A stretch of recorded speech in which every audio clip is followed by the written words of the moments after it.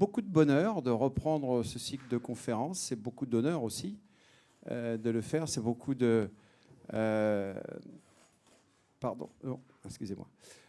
C'est beaucoup de bonheur de reprendre ça. Et pour nous, c'est le début d'un cycle qui va durer à peu près 15 mois et qu'on a nommé « Restaurer la confiance ». Alors, je ne vais pas détailler pourquoi, parce que finalement, il est assez significatif et on aura l'occasion d'y revenir à plusieurs reprises, parce qu'il nous a semblé que ce qui manquait beaucoup dans notre société aujourd'hui, la société dans laquelle tout syndicat comme la CFE-CGC désire intervenir pour faire avancer, pour modifier un certain nombre de choses, ce qui manquait beaucoup, c'est de confiance envers tout un tas de structures qui constituent la société.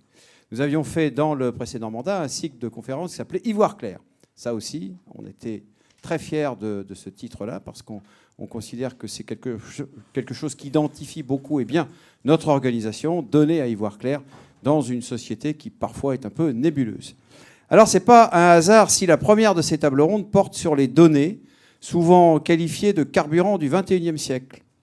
Elle préfigure le monde vers lequel nous allons et qui parfois nous effraie.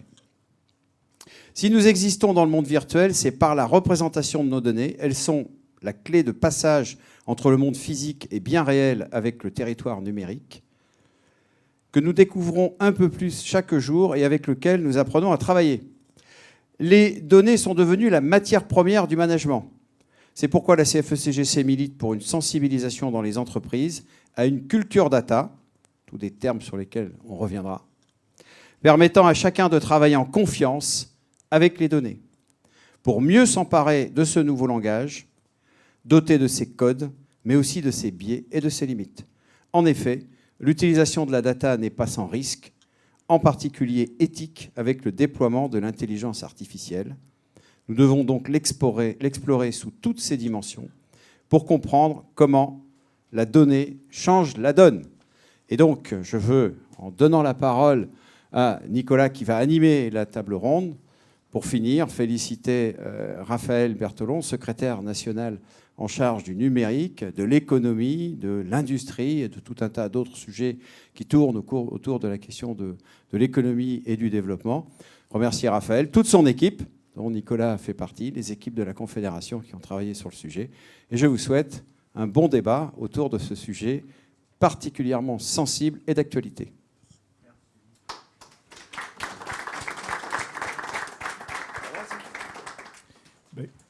Je vais prendre ce micro-là. Merci François pour l'introduction. Du coup, nous allons attaquer donc, comment la data change la donne. C'est vraiment une réflexion. On a vu avec la Covid justement comment le numérique a modifié nos vies et nos comportements, à la fois dans notre travail et dans nos comportements individuels. Donc l'idée, c'était de commencer justement par de réfléchir sur cette thématique de la data. Donc déjà comprendre la logique, c'est qu'est-ce que la data ?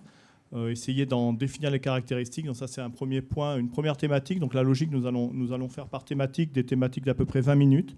Donc nous discuterons de ça avec Henri Zach, qui est directeur du parcours du Master 2 Management des Télécoms. Je présenterai son parcours quand je l'inviterai sur scène. Donc la première thématique, c'est vraiment définir cette logique. Qu'est-ce qu'une donnée ? On parle beaucoup des données, mais finalement, je pense que c'est vraiment un sujet sur lequel, qu'il faut approfondir. Donc ça, c'est le premier point. Qu'est-ce que la donnée ? La création de valeur. On parle beaucoup de création de valeur dans l'entreprise, mais finalement, c'est quelque chose qui reste assez abstrait. Je pense que du coup, nous en parlerons dans la deuxième thématique avec Anne-Sophie Talandier qui sera avec nous pour justement discuter, qui est directeur de TerraLab, donc justement qui intervient pour accompagner les entreprises sur l'intelligence artificielle, pour les accompagner sur ces thématiques, comment identifier cette valeur. Donc ça sera la deuxième thématique. Nous aurons ensuite une thématique sur puisqu'il y a création de valeur, il y a protection. À un moment, il faut aussi protéger ces données, protéger notre patrimoine, protéger nos entreprises. Donc nous en discuterons avec le lieutenant-colonel Jacques Mérineau, qui nous fait le plaisir d'être là aujourd'hui. Donc ça sera la troisième thématique.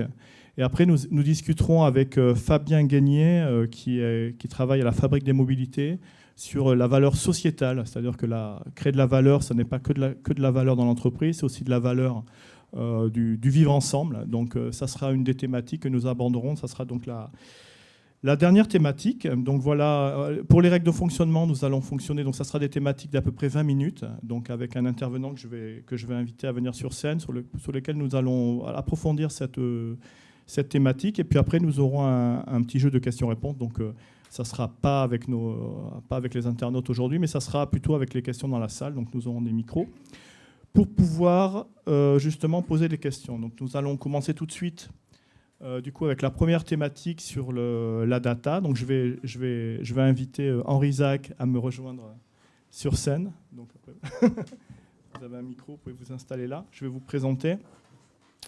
Henri Zach, vous êtes donc maître de conférence à l'université Paris-Dauphine. Vous êtes docteur en sciences de gestion. Vous dirigez, j'en parlais tout à l'heure, actuellement le parcours de Master 2 Management des télécoms et des médias.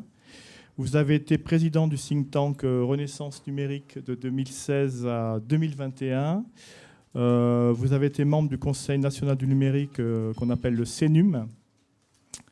Et en 2020, vous avez publié un livre qui nous a beaucoup aidé, Raphaël et moi, pour travailler sur cette logique de la data, qui est le business model des plateformes, un ouvrage vraiment fondamental pour comprendre les nouveaux modèles d'affaires autour de la donnée et autour des plateformes, et qui permet vraiment de comprendre le rôle de la donnée. Donc je vais vous poser la première question qui est assez basique. Comment pour vous, qu'est-ce qu'une donnée et quelles en sont ses caractéristiques? Alors une donnée, c'est quelque chose qui n'est pas donné.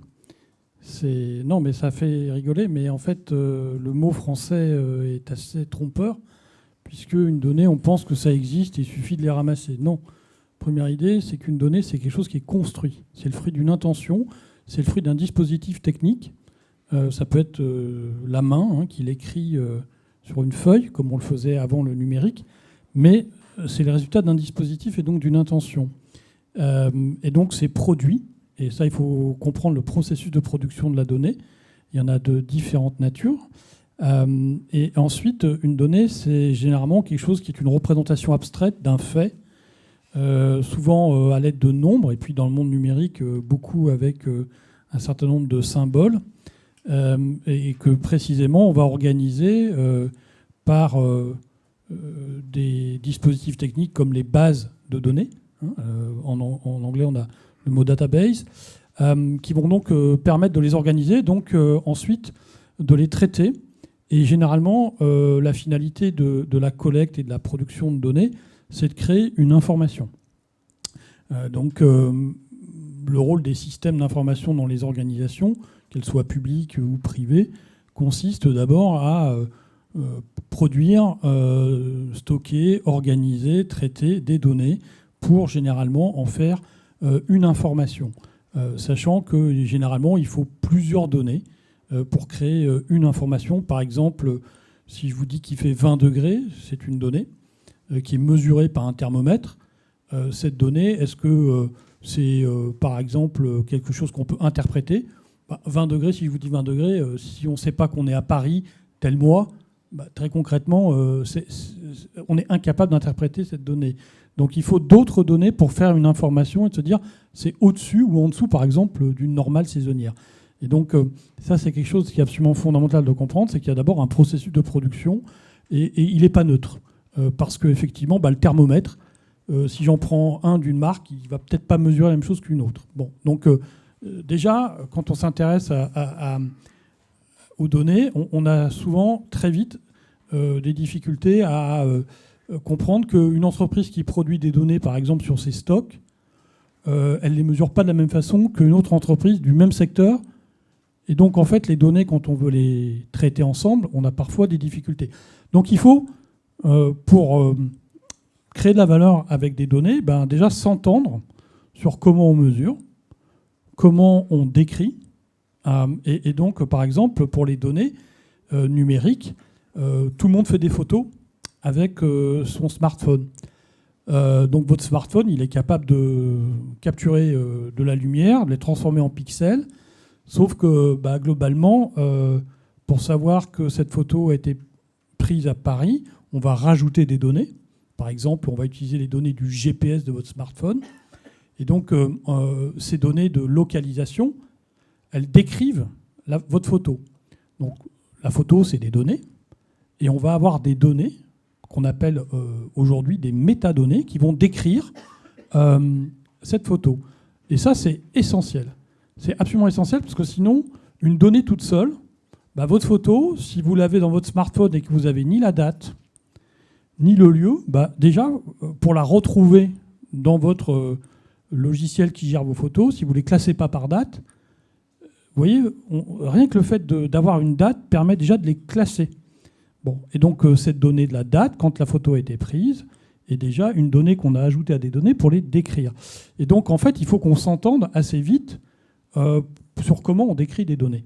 Et donc, il y a des données très importantes qui ont été produites, par exemple, pour les livres. Quand on veut trouver un livre dans une bibliothèque ou sur un site d'e-commerce, il vaut mieux qu'on ait la même référence. Et donc, en fait, les métadonnées dans l'industrie du livre, elles sont standardisées. Je parlais des photos. Il y a des fichiers de métadonnées qu'on appelle EXIF qui sont standardisés. Et donc, cette standardisation permet donc l'échange de données. Parce qu'une photo que vous avez prise sur votre smartphone, un autre smartphone va être capable de la reclasser à partir des métadonnées. Bon.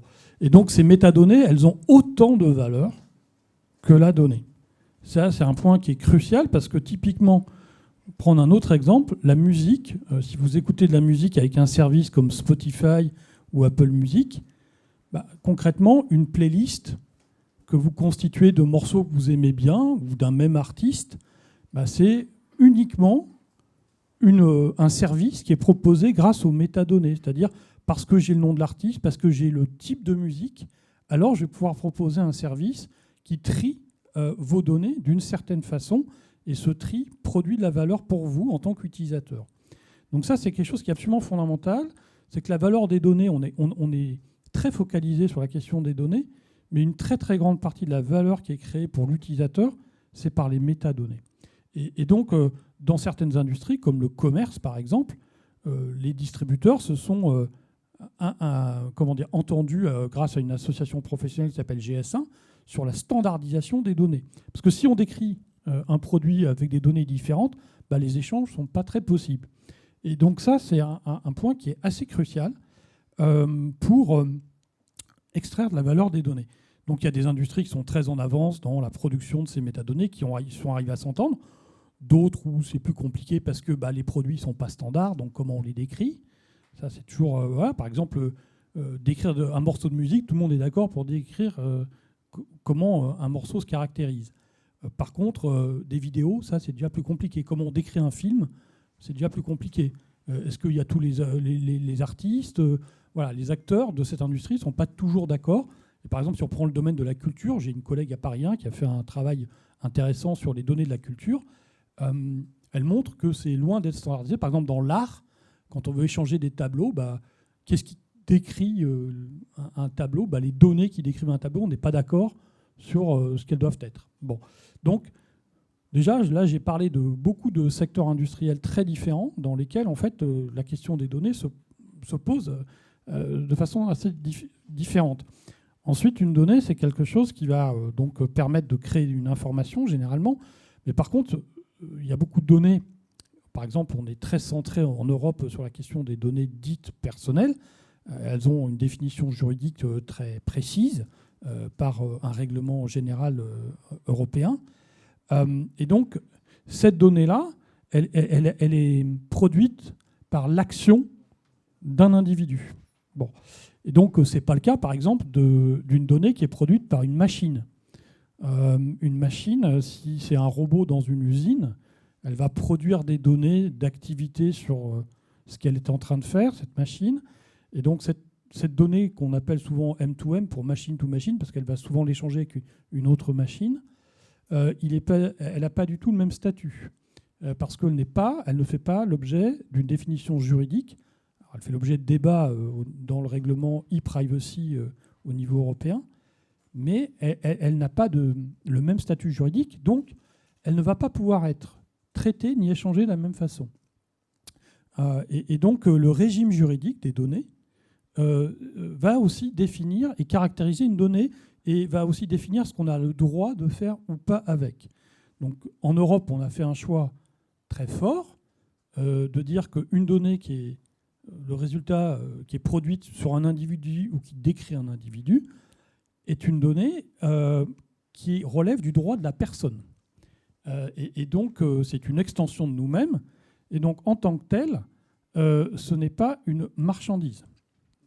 Et ce qui en fait la difficulté dans l'économie numérique actuelle, puisque beaucoup de services reposent sur la collecte de ces données. Donc, il faut un contrat qui consent à l'exploitation de ces données, mais qui ne fait jamais un transfert de propriété de ces données. Bon. Donc après, il y a aujourd'hui des débats un peu vains à mes yeux sur le fait de redonner des droits de propriété, mais c'est une voie qui, à mon sens, n'a pas beaucoup de... Comment dire, enfin, ne rétablirait pas un certain nombre d'équilibres qui peuvent être mis à mal parfois.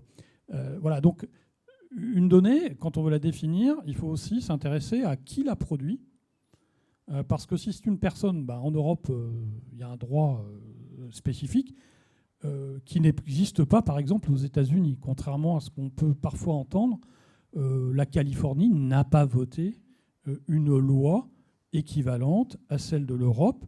La loi californienne qui a été votée et qu'on présente parfois comme étant un RGPD, en fait, est un droit du consommateur. En France, le droit du consommateur, le droit de la consommation, ce n'est pas le droit des données personnelles. Ça n'a même pas grand-chose à voir d'un point de vue juridique. Et donc, aux États-Unis, c'est un droit du consommateur. Donc, le régime juridique fait que aux États-Unis, on peut considérer que c'est une marchandise, puisque ce n'est pas un droit de la personne qui régit l'échange de ces données. Bien au contraire. Et aux États-Unis, par exemple, quelque chose qui choquerait beaucoup d'Européens, les données qui sont produites par la justice, c'est-à-dire par un tribunal, si vous avez été condamné, c'est des données que vous pouvez acheter auprès d'un tribunal. Elles sont accessibles, vous pouvez les acheter. Il y a des services aux États-Unis qui permettent, si on tape le nom de Henri Isaac, de voir s'il a été condamné ou pas condamné. Bon.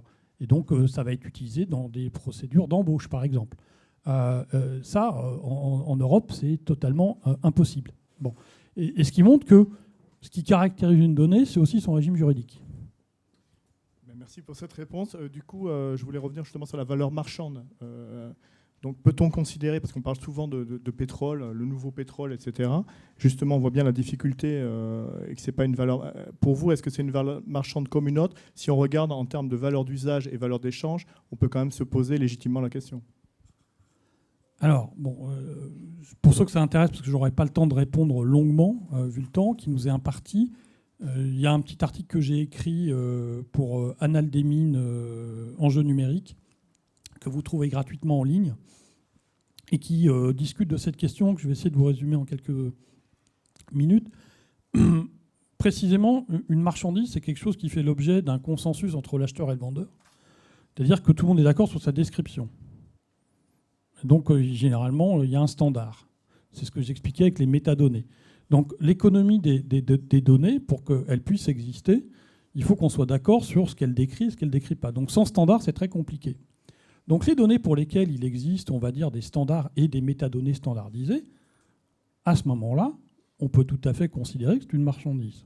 Quand on est, par exemple, des données qui sont produites par des machines, des robots, ou par exemple un avion, ou un moteur d'avion, parce que les moteurs d'avion produisent des données, ces données-là, clairement, c'est des données assez standardisées, elles font l'objet d'échanges marchands et de contrats qui peuvent... par lesquels on pourrait considérer que la donnée est une véritable marchandise. Après, il y a des données que nous produisons, et là j'ai dit que leur régime juridique faisait que, de droit, elles ne sont pas des marchandises, tout simplement. Alors par contre, on peut les transformer en marchandises, c'est-à-dire qu'on peut dire j'accepte que vous traitiez la donnée, et donc ensuite j'accepte que vous l'utilisiez à d'autres fins. Donc là, vous avez un transfert de traitement de finalité, et puis vous acceptez que vous la partagez avec d'autres. Et donc, dès lors que, par exemple, une donnée personnelle devient anonyme et qu'elle est agrégée avec d'autres données, ces données-là ne sont plus des données personnelles et elles peuvent faire l'objet d'échanges. Et donc, aux États-Unis, vous avez, par exemple, une industrie qu'on appelle les data brokers, qui sont clairement des sociétés qui achètent et vendent des données, et qui existent très peu en Europe, du coup, parce que les données personnelles ne sont pas des marchandises dans le marché européen. Par contre, elles peuvent le devenir dès lors qu'elles sont anonymes et qu'elles sont agrégées. Et puis, vous avez tout le registre des données qui ne sont pas personnelles, et il y en a beaucoup, il y en a de plus en plus, avec l'Internet des objets notamment. Et là, donc, ça, c'est des données qui peuvent tout à fait faire l'objet d'un échange et d'un contrat. Voilà. Alors après, on peut répondre autrement à la question, c'est-à-dire qu'une donnée, je vais prendre l'exemple de nos navigations Internet. Quand vous cliquez sur un site, votre navigation, en fait, elle génère tout un tas de données, parce qu'il faut charger des images, il faut charger des liens et tous ces éléments-là dans le navigateur. Et ça, le serveur l'enregistre. Donc, vous produisez des données qu'on appelle secondaires, parce que ce n'est pas l'objet de votre transaction.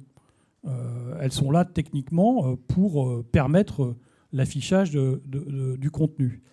Mais ces données secondaires, pour vous, utilisateurs, elles n'ont aucune valeur. Elles ont des valeurs pour le prestataire qui doit afficher la page, parce que techniquement, lui, s'est engagé sur un niveau de service. Et puis, elles vont avoir de la valeur pour les gens qui pilotent le site quand elles vont être retraitées. Et puis, en fait, ces données-là, moi, je les appelle, comme d'autres de mes collègues, des traces. Et ces traces-là, pour vous, elles n'ont aucune valeur. Les données techniques de votre navigation, pour vous-même, je vous les exposerai. Vous n'auriez aucune capacité déjà à les comprendre, et deuxièmement, à les utiliser autrement que pour ce qu'elles ont été faites.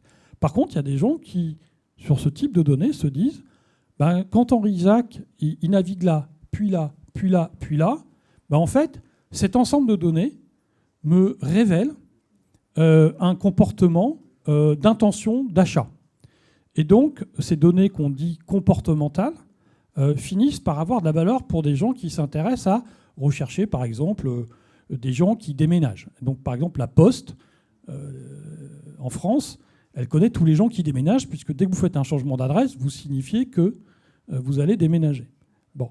Et donc là, d'un point de vue marketing, c'est une donnée qui traduit une intention de déplacement, et donc aussi qui génère mécaniquement, typiquement, vous allez changer d'abonnement de téléphone, de gaz, d'électricité, etc. Et donc c'est une donnée qui intéresse tout un tas d'acteurs qui vont avoir intérêt à vous contacter à ce moment de vie, qu'est le déménagement. Et donc, moi, la donnée, elle n'a pas beaucoup d'intérêt pour moi. Par contre, elle en a pour d'autres. Et donc, ce qui est très intéressant, c'est que la valeur d'usage, ce n'est pas moi qui va la définir, c'est celui qui va l'utiliser. Donc, pour moi, la valeur de la donnée, elle est 0. Pour l'utilisateur en face, un autre utilisateur, elle va peut-être avoir beaucoup de valeur. Bon. Et donc ça, c'est le problème fondamental des données qu'on génère par nos navigations sur Internet, parce qu'elles révèlent beaucoup de nos intérêts. Qu'est-ce qu'on lit? Qu'est-ce qu'on écoute comme musique? Qu'est-ce qu'on classe? Comment on classe nos photos? Donc tous ces éléments-là révèlent des choses sur nous-mêmes. Intrinsèquement, les données qu'on génère à ce moment-là, pour nous-mêmes, n'ont aucune valeur. Par contre, pour d'autres qui arrivent à comprendre quoi faire avec ces données, on peut vous proposer des services. Et donc, par exemple, quelqu'un comme Spotify ou comme Apple, quand il va enregistrer ce que vous écoutez comme musique, et à partir de là, va construire un algorithme de recommandation de musique. Il va vous faire une playlist automatique qui va tenir compte de vos écoutes passées, ce que vous aimez, et donc va vous suggérer d'autres écoutes. Donc ça, c'est des algorithmes de recommandation qui sont fondés sur vos données d'écoute. Ces données d'écoute pour vous-même, le nombre de fois que vous écoutez un morceau, vous en fichez, vous. Ce qui compte, c'est le service auquel vous accédez. Par contre, le nombre de fois où vous avez écouté le disque d'ABBA ou de Madonna ou des Rolling Stones, ça, finalement, pour Spotify, ça a de la valeur. Parce que c'est ça qui va faire que le service qui va vous proposer de playlist, d'écoute, a beaucoup de valeur. Et puis d'abord, c'est une donnée qui va enregistrer aussi pour compter le nombre de fois qu'un morceau est lu. Et ça, ouvre des droits pour les artistes. Et donc, cette donnée, elle a de la valeur pour les artistes, mais pas directement pour vous. Et donc, c'est ça qui rend la valeur, définir une valeur intrinsèque à une donnée, c'est quasiment impossible. Parce que la valeur, elle est toujours pour autrui. Bon. Et puis, je terminerai sur ce point-là, sur l'analogie qui est souvent faite entre données et pétrole, qui est en fait une très mauvaise analogie. Alors pourquoi c'est une mauvaise analogie ? Parce que, le pétrole est une ressource finie, ce qui n'est pas le cas des données. On en produit chaque jour davantage, des données. Donc on n'est pas face à une ressource finie. On est au contraire face à une ressource infinie. Et même on a, pour caractériser cette croissance assez exponentielle de la production de données, on utilise le terme big data, qui veut intrinsèquement pas dire grand-chose, mais qui traduit juste le fait que chaque jour, il y a davantage de données. Bon. Donc ça, c'est différent du pétrole, parce que c'est une ressource rare et finie. On sait que économiquement, ça ne produit pas la même chose que quelque chose qui est abondant et dont on produit chaque jour davantage de volume. Premier élément. Deuxièmement, le pétrole, quand je brûle 1 litre de pétrole, il disparaît. Alors certes, il a produit des calories et de l'énergie, mais quand je l'ai brûlé, je ne peux pas le réutiliser. Une donnée, quand je l'ai traitée, elle est toujours là et je peux la réutiliser. Donc c'est ce qu'on appelle en économie un bien non rival. Et un bien non rival, ça change pas mal les choses, parce que économiquement, une donnée, quand je la produis et que je la traite, en fait, je peux tout à fait la partager avec quelqu'un d'autre qui va pouvoir la réutiliser, parce qu'il va pouvoir peut-être produire un autre type de valeur, un autre type de service que moi, je n'ai pas d'imaginer, sur d'autres types d'usages que je n'ai pas, en première intention, imaginé. Donc, par exemple, quand j'écoute de la musique, ça enregistre le nombre de fois où j'écoute un même morceau ou un même artiste. Ça n'a aucune valeur pour moi. Par contre, ça en a pour d'autres. Et donc, cette notion ici de dire cette donnée peut être partagée, c'est ce qu'on essaie de faire sur la donnée publique, en disant quand elle a été produite dans l'action publique, d'abord, il y a une question de redevabilité vis-à-vis du citoyen qui fait qu'on lui doit de la restituer.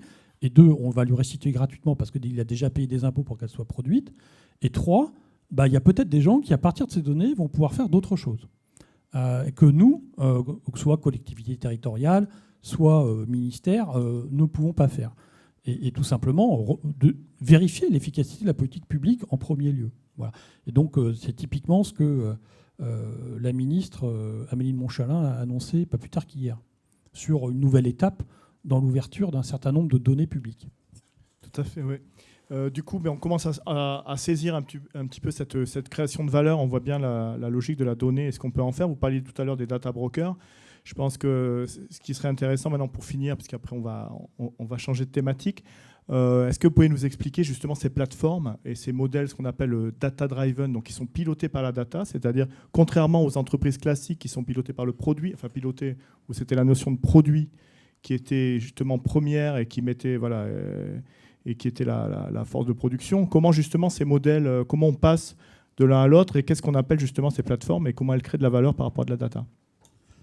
Alors, là encore, pour être bref, la plupart des plateformes... Alors, une plateforme, c'est quelque chose que je définis dans mon ouvrage et qui est maintenant assez bordé scientifiquement. Donc, typiquement, par exemple, Netflix n'est pas une plateforme au sens où je l'entends. Netflix utilise de la donnée. Elle utilise de la donnée pour, par exemple, vous proposer l'épisode suivant ou un autre type de contenu. Bon, après... typiquement, si on prend le cas de Netflix, il y a ils ont un algorithme de recommandation qui est connu, puisqu'il est issu d'un concours auprès de data scientists qu'ils ont fait, donc on sait comment il fonctionne.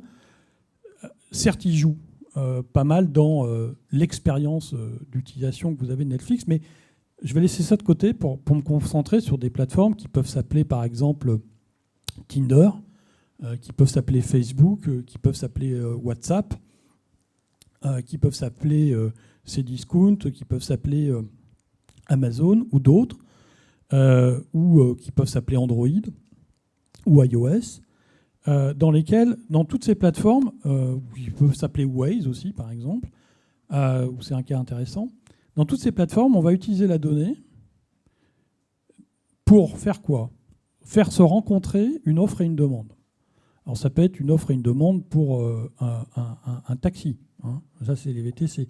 Ça peut être une offre et une demande pour que deux personnes se rencontrent. Ça, c'est les applications de dating. Bon, Ça peut être pour que vous trouviez votre prochaine paire de chaussures. Bon, que vous trouviez une location sur Airbnb.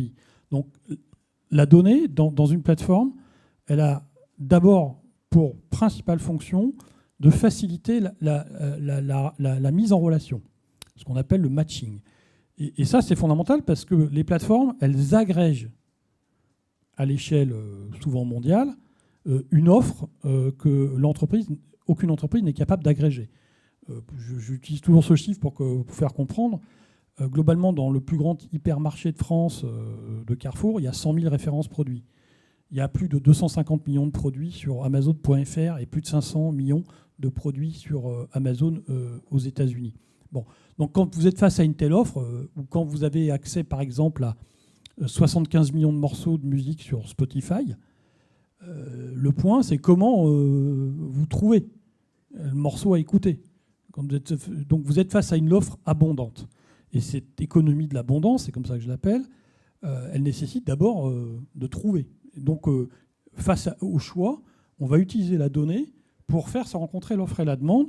Et donc, on va avoir une logique d'algorithme qui consiste à dire, à partir des données d'usage, je vais vous recommander des produits. Ça, c'est ce qu'a introduit Amazon avec un algorithme assez connu qui dit, si vous achetez ça, vous devriez être intéressé par ça. Bon, c'est des choses qui ont 20 ans maintenant. Mais on a fait la même chose dans la musique. On a fait la même chose, Netflix fait à peu près la même chose.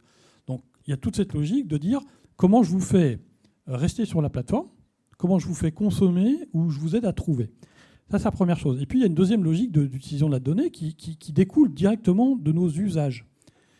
Très concrètement, vous allez par exemple valoriser un achat et on va utiliser souvent des notes qui sont des étoiles ou des notes de 1 à 5. Par exemple, quand vous louez une chambre d'hôtel, ça, c'est ce qu'on va trouver sur Booking. Vous allez trouver ça sur TripAdvisor. Ou vous allez trouver ça sur une application de VTC. Bref, vous allez trouver ça à peu près partout. Et ça, c'est des boucles de rétroaction qu'on a systématisées et automatisées. Et donc ça génère quoi ? Ça génère d'abord, ça permet de remonter dans ces plateformes les offres les plus qualitatives, qui ont donc une probabilité d'être davantage réservées parce qu'elles satisfont le client. Et comme la plateforme se rémunère sur des commissions, elle a intérêt à remonter dans des résultats de recherche ces offreurs, que ce soit un hôtel, que ce soit une personne ou que ce soit un produit. À chaque fois, c'est la même logique. Et donc, on va s'en servir pour organiser en fait l'offre, faciliter les transactions. Et évidemment, je vais vous donner quelques exemples, parce que les algorithmes, par exemple, d'Airbnb leur ont permis, parce que quand vous tapez, vous cherchez quelque chose dans Airbnb, on va tenir compte des données de ce que vous avez déjà réservé. Est-ce que vous réservez en centre-ville ou plutôt à la campagne ? De ce genre de données, on va utiliser. Deuxièmement, on va regarder dans ce que vous recherchez ceux qui ont déjà été le plus réservés, parce que s'ils ont été le plus réservés, c'est que généralement, ils ont donné satisfaction. On va corréler ça au taux de satisfaction de cette location. Et puis, évidemment, ça, on va l'adapter à chaque fois qu'il y a une réservation. Donc, évidemment, c'est auto-apprenant. Et globalement, Airbnb a gagné 3 points de réservation supplémentaires en optimisant le résultat de recherche à partir des données de son. Donc, les plateformes, c'est des organisations qui, par conception, ont compris qu'elles pourraient, dans leur modèle, optimiser l'offre et la demande en utilisant de la donnée, et deuxièmement, en développant leur volume d'affaires, en utilisant encore de la donnée, et plus précisément, le retour sur nos consommations de ces produits ou de ces services. Et donc, c'est toutes ces logiques d'avis client, Customer Review, qui peuvent parfois poser des problèmes parce qu'on peut les biaiser, on peut les tromper. Et donc, ici, il y a des mesures qui ont été prises et des réglementations qui existent même en la matière. C'est tout à fait possible de les tromper. Et du coup, ici, cette logique de boucle de rétroaction permanente, elle fait une gestion de la qualité, en fait, que les entreprises n'ont pas. Parce que cette logique d'utilisation de la donnée pour gérer la qualité de l'offre sur une plateforme, elle est en temps réel, par exemple sur les plateformes de VTC, c'est ça qu'on a, et sur les logiques de réservation. Ça permet aussi, par exemple, d'éliminer des mauvais vendeurs sur des plateformes. Et donc, en fait, ça régule la plateforme. Et donc, dans les modèles de plateforme, la donnée, elle est véritablement au cœur du fonctionnement même du modèle. C'est-à-dire qu'il n'y a pas de plateforme sans utilisation de la donnée. Donc, c'est pour ça qu'on les appelle, en anglais, parfois, des data-driven business model. Et donc, c'est consubstantiel à leur modèle, quoi. Très bien. Écoutez, merci beaucoup, Henri Zahek. Je pense vous avez répondu à nos questions. Je pense que c'est très important. C'est pour ça je pense qu'il fallait rester un peu sur cette thématique pour bien comprendre justement cette logique de données et comment créer de la valeur. Moi, j'en profite. Moi, je suis plutôt Rolling Stone pour le choix tout à l'heure.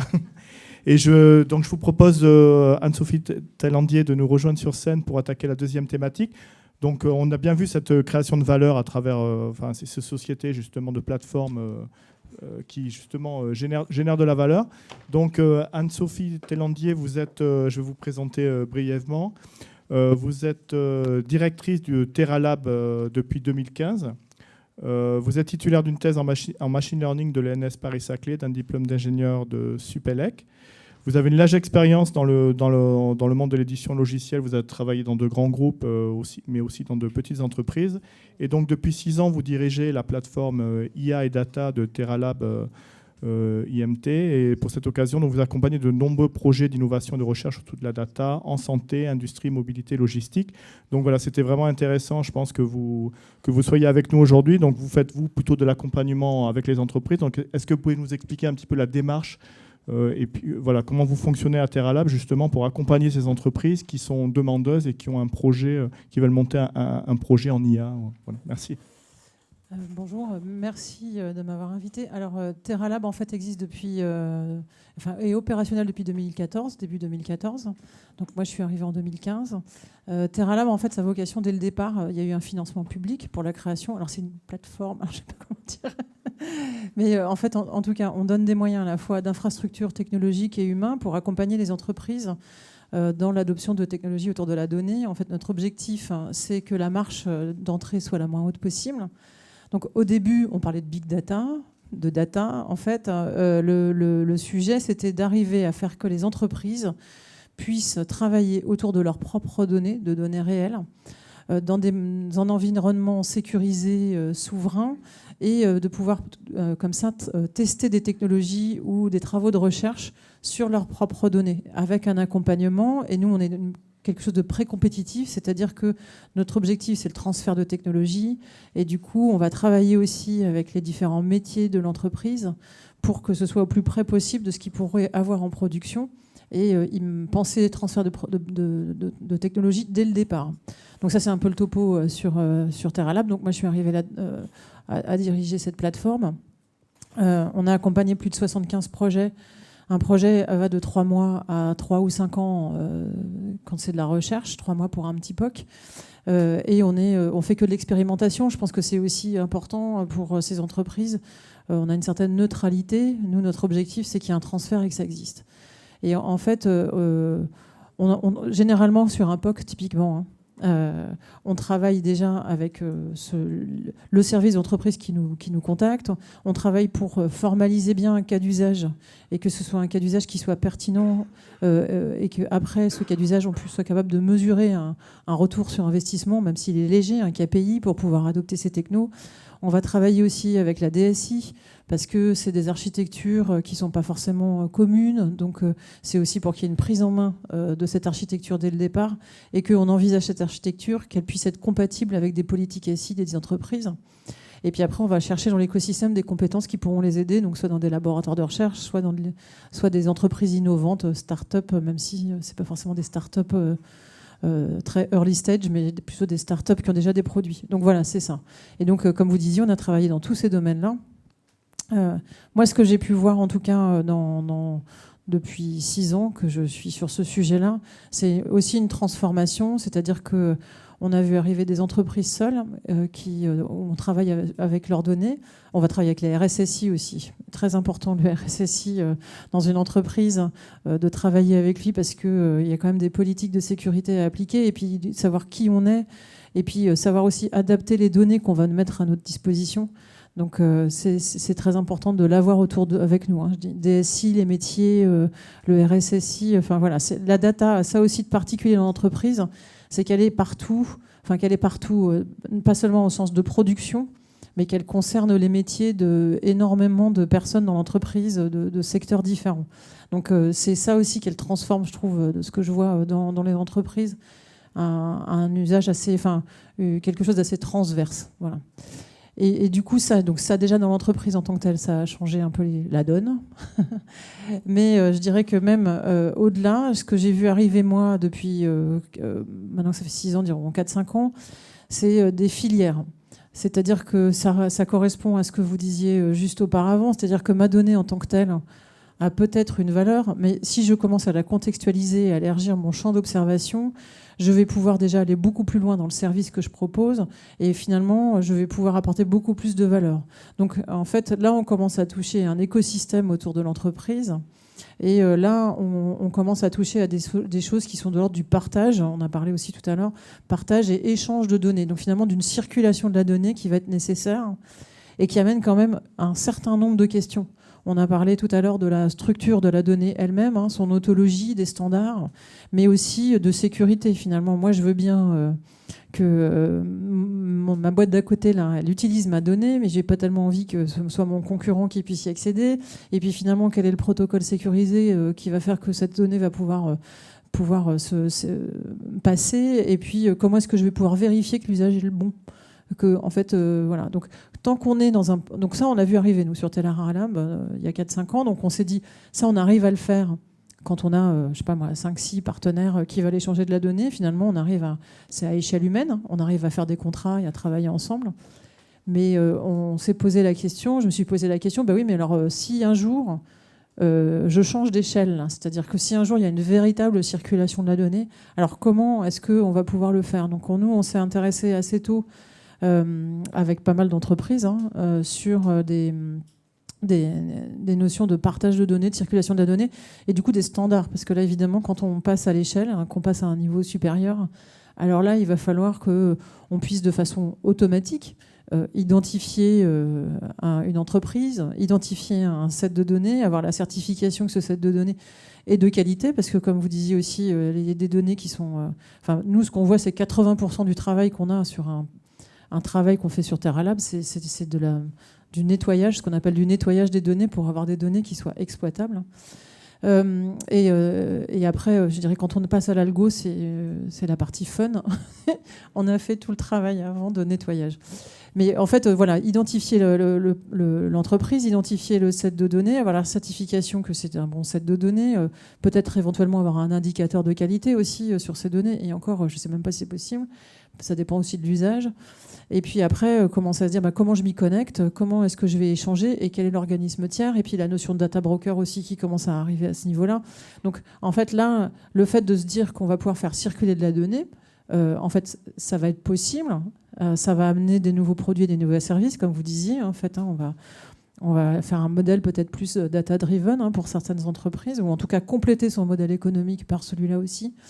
Et du coup, se posent un certain nombre de questions qui nous ont amenés à rentrer dans un certain nombre d'associations qui, avec des représentants des secteurs économiques, parce que c'est pas les instituts de recherche. Nous, on va venir pousser des idées, on va venir pousser des éléments. Et puis après, c'est surtout les entreprises qui vont venir avec leurs problématiques, leur implémentation et qui vont pousser à terme des standards.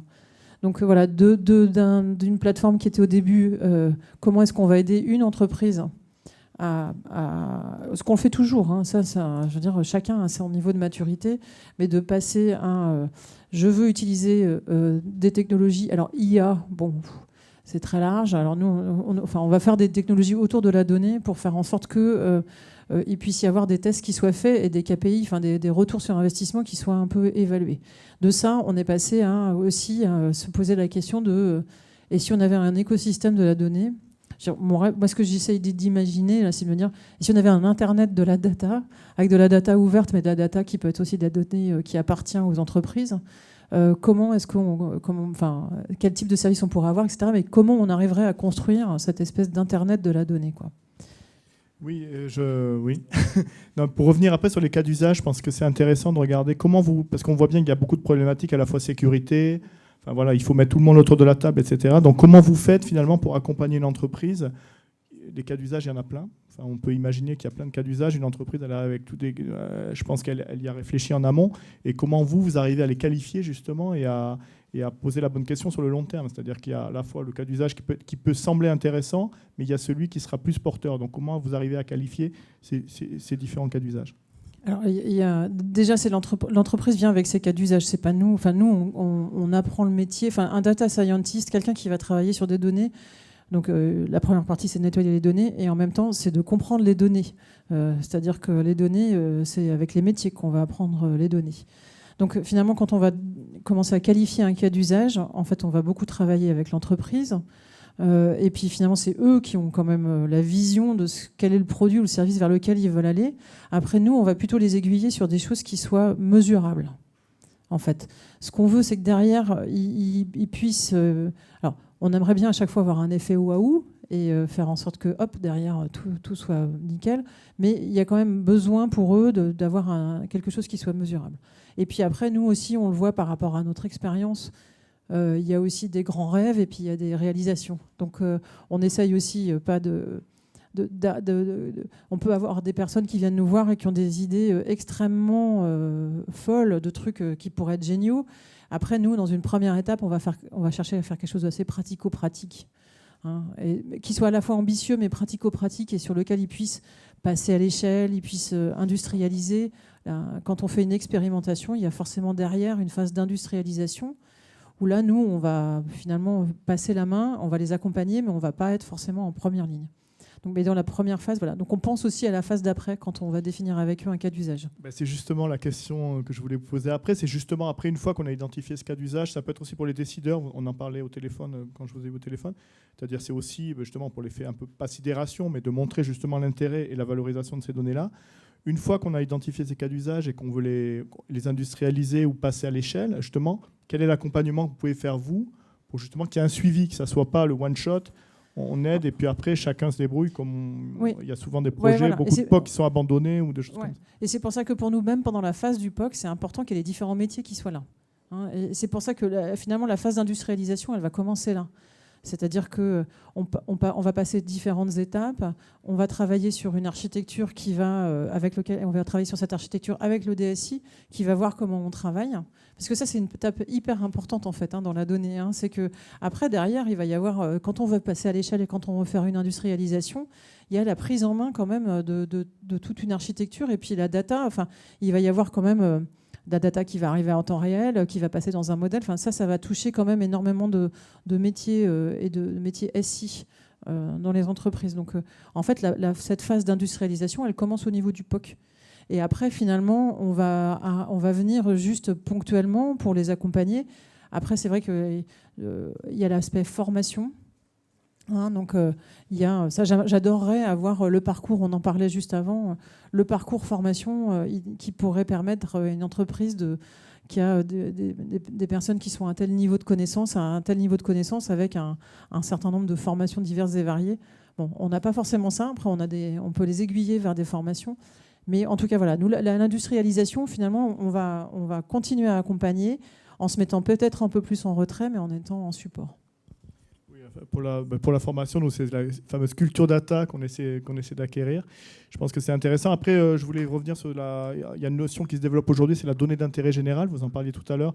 Est-ce que maintenant il y a une expérience, vous avez 6 ans de retour d'expérience, est-ce que vous pensez que les entreprises aujourd'hui sont prêtes à ouvrir leurs données justement pour créer ces services? On voit bien, on crée de la valeur aussi en créant des écosystèmes, etc. Est-ce que vous voyez, vous en parliez un petit peu avant, est-ce que justement il y a un élan, enfin il y a une construction en tout cas qui se fait au niveau des entreprises pour voir cette nouvelle valeur qu'on pourrait acquérir derrière? Alors, mettre de la donnée en intérêt général, je ne sais pas. Après, le fait de travailler en coopétition et de travailler ensemble, Donc, comme j'avais dit aussi, j'ai participé à la création de GaiaX. L'IMT est devenu membre fondateur de GaiaX. Je ne vais pas expliquer tout GaiaX, mais l'idée, c'est quand même de créer une fédération, des services fédérés qui permettent pour les entreprises de ne pas se retrouver enfermées dans des solutions, d'avoir des notions d'interopérabilité et de portabilité, et de faire en sorte en fait, de pouvoir créer aussi, finalement c'est un peu les bases pour cet Internet de la donnée. Donc au sein de GaiaX, il y a aussi la création de groupes d'entreprises. Il y a quand même 350 entreprises qui ont adhéré à GaiaX, et donc de groupes d'entreprises qui veulent travailler ensemble à la création d'espaces de données européens portant des valeurs européennes et qui pourront permettre de développer des nouveaux produits et services. Alors ça, c'est pas non plus des espaces de données européens qui seront pour l'intérêt général, mais c'est des entreprises qui vont travailler ensemble à commencer à échanger et partager cette donnée. Donc il y a une volonté, c'est toujours compliqué parce que c'est pas non forcément dans la culture qu'on a, mais finalement c'est une nécessité pour les entreprises pour se préparer à créer ces écosystèmes. Et quand on aura fait des espaces de données en énergie, en mobilité, en fait, ces espaces de données pourront... donc là, c'est là où on arrive à des standards, c'est-à-dire comment on décrit une donnée en énergie, comment on décrit une donnée en mobilité, et finalement, après, comment est-ce qu'on arrivera, en schématisant, et après, comment est-ce qu'on arrivera à créer des espaces de données qui pourront aussi se parler entre eux et parler de mobilité avec des notions d'optimisation d'énergie, etc. Enfin, ça pour attirer des nouveaux cas d'usage. Donc, pour répondre à votre question, la notion d'intérêt général, je ne sais pas. La notion de créer des espaces de données, et en tout cas de commencer à participer à cette économie de circulation de données, oui, ça commence à arriver. Parce qu'il peut y avoir un retour, il peut y avoir une création de valeur. C'est pas forcément l'intérêt général, mais ça peut aussi être source de valeur. Pour l'information, nous sommes très intéressés par le projet GaiaX. D'ailleurs, nous allons bientôt être membres. Alors, ça sera pour l'année 2022. Je pense que c'est important. Le MEDEF est membre et je pense que c'est important qu'il y ait des représentants qui soient aussi là. Côté salarié, c'est très important. L'autre point, vous en parliez tout à l'heure, pour finir, peut-être, ça peut intéresser nos adhérents. Il faut parler de la formation. Est-ce que quand vous sensibilisez une entreprise, justement, vous montez un projet, comment on pourrait réfléchir justement à la formation, accompagner les équipes, etc. Parce qu'il y a un enjeu d'emploi derrière, forcément. Et nous, ce qui nous intéresse, c'est qu'à un moment, il y a un enjeu de négociation aussi, c'est de faire comment on peut former les salariés, qu'on n'arrive pas avec un projet qui s'impose à nous, et justement, c'est un peu trop tard. Donc, c'est pluridisciplinarité des équipes, comment on forme en amont, etc. En tout cas, qu'on sensibilise les entreprises à ces enjeux-là. Moi, j'adorerais travailler avec vous sur le sujet. Parce Écoutez, que on en reparlera. c'est un sujet qui est essentiel, en fait. Donc, oui. Il y a la partie très techno. Nous, on est sur la Terra Lab. Moi, je suis sur une partie qui est très techno, moins sur la formation. Je suis dans un groupement d'écoles d'ingénieurs, donc il y a de la formation. Et par contre, la notion de parcours de formation, c'est extrêmement important. Et oui, la formation des employés est hyper importante. Écoutez, il me reste à vous remercier. Je pense qu'on a fait le tour Merci de la question. Merci beaucoup. Très intéressant. Je regarde un peu le timing. Non, on est pas mal. Et donc voilà, je vais inviter le lieutenant-colonel Jacques Mérineau à nous rejoindre sur scène. Nous allons aborder le troisième thème. Attention, ne tombez pas. Le troisième thème, donc, on voit bien, il y a une création de valeur. Donc création de valeur, ça veut dire aussi protection de la valeur. Raphaël définit souvent le numérique comme un nouveau territoire à conquérir. Et je pense que cette notion de territoire est une bonne image parce que justement, qui dit territoire dit infrastructure, dit données, etc. Donc je pense qu'il y a toute une logique. Donc je vais vous présenter dans un premier temps. Donc vous êtes le lieutenant-colonel Jacques Mérineau. Vous êtes chef du Centre de sécurité économique et de protection des entreprises de la Direction générale de la Gendarmerie nationale. Auparavant, vous avez occupé différentes fonctions opérationnelles au sein de la gendarmerie départementale, donc qui vous ont permis de vous intéresser justement à toutes ces questions d'intelligence et de sécurité économique. Donc, pouvez-vous un petit peu nous expliquer dans les grandes lignes vos missions, comment vous exercez vos missions aujourd'hui sur cette partie du numérique? Merci. Oui, merci. Merci tout d'abord de l'invitation. On est ravis d'y répondre favorablement. Comme vous l'avez dit, je suis le chef du Centre de sécurité économique de la Direction générale de la gendarmerie. Je reviendrai sur nos missions particulières qui sont davantage une mission de coordination. C'est peut-être simplement repréciser aussi comment nous sommes organisés sur le territoire et quelle est la mission de la gendarmerie sur le territoire. On va couvrir à peu près, c'est des chiffres qui sont communément partagés, 50% de la population sur 95% du territoire. Donc on a un maillage territorial qui est assez dense, qui est vraiment au cœur des territoires et au sein duquel on va côtoyer l'ensemble des acteurs économiques, quelle que soit leur taille, quelle que soit leur structure, quel que soit leur domaine d'activité. Et on va avoir une mission de sécurité publique à l'endroit de ces acteurs économiques, mais comme à l'égard de la population. Donc dans ce cadre, on va avoir une démarche de prévention des atteintes qui peuvent être commises à l'encontre de leur structure et partant de là, de leur activité économique. Depuis 2005, la gendarmerie est partie prenante, est un des acteurs de la politique publique d'intelligence économique. Vous avez cité le terme tout à l'heure. Elle prend part à cette politique publique devenue depuis 2016 politique publique de sécurité économique. Elle prend part à cette politique publique en accomplissant principalement des actions de sensibilisation auprès des entreprises, des collectivités territoriales, des opérateurs publics, des structures associatives, bref, de tout le tissu dont je parlais tout à l'heure. Essentiellement des actions préventives pour informer ces acteurs des menaces, des risques qui peuvent exister dans leur environnement, auxquels ils peuvent être exposés, pour leur délivrer des conseils aussi, de précaution, de prévention. L'objectif est très simple, c'est plus on va partager cette culture de la sécurité, plus on va, diffuser ces conseils de précaution auprès des acteurs économiques, de la population également, hein, c'est exactement la même démarche, moins on aura à constater d'infractions, d'atteintes malveillantes à ces populations, commises au préjudice de ces populations.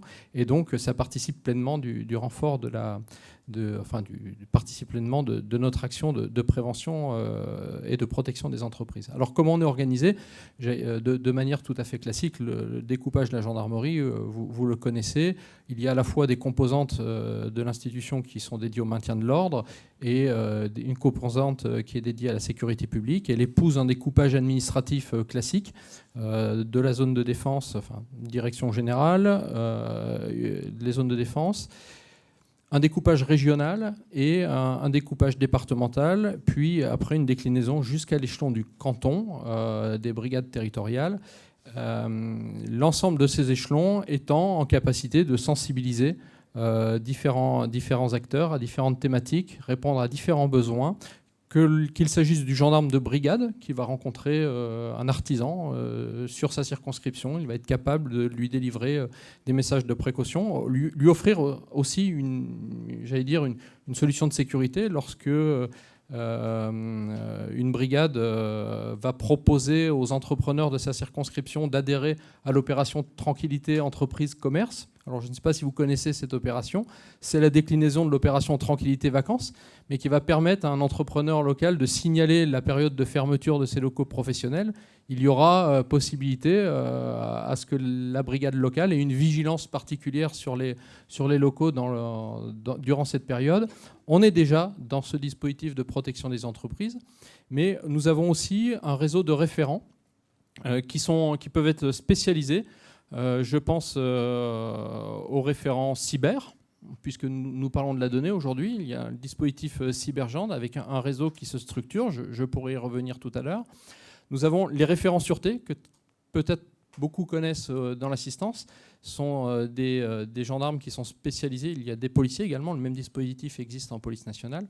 Ce sont donc des gendarmes qui sont spécialisés dans la prévention technique de la malveillance. Ils vont être en capacité d'apporter des conseils et réaliser des consultations sur tout ce qui va être prévention technique, les accès, protection des sites, vidéoprotection, etc. Et puis il y a un réseau, vous me demandiez quelles étaient mes missions, un réseau qui m'est plus directement rattaché, ou en tout cas avec lequel je travaille plus directement, qui est le réseau des références sécurité économique, qui, eux, ont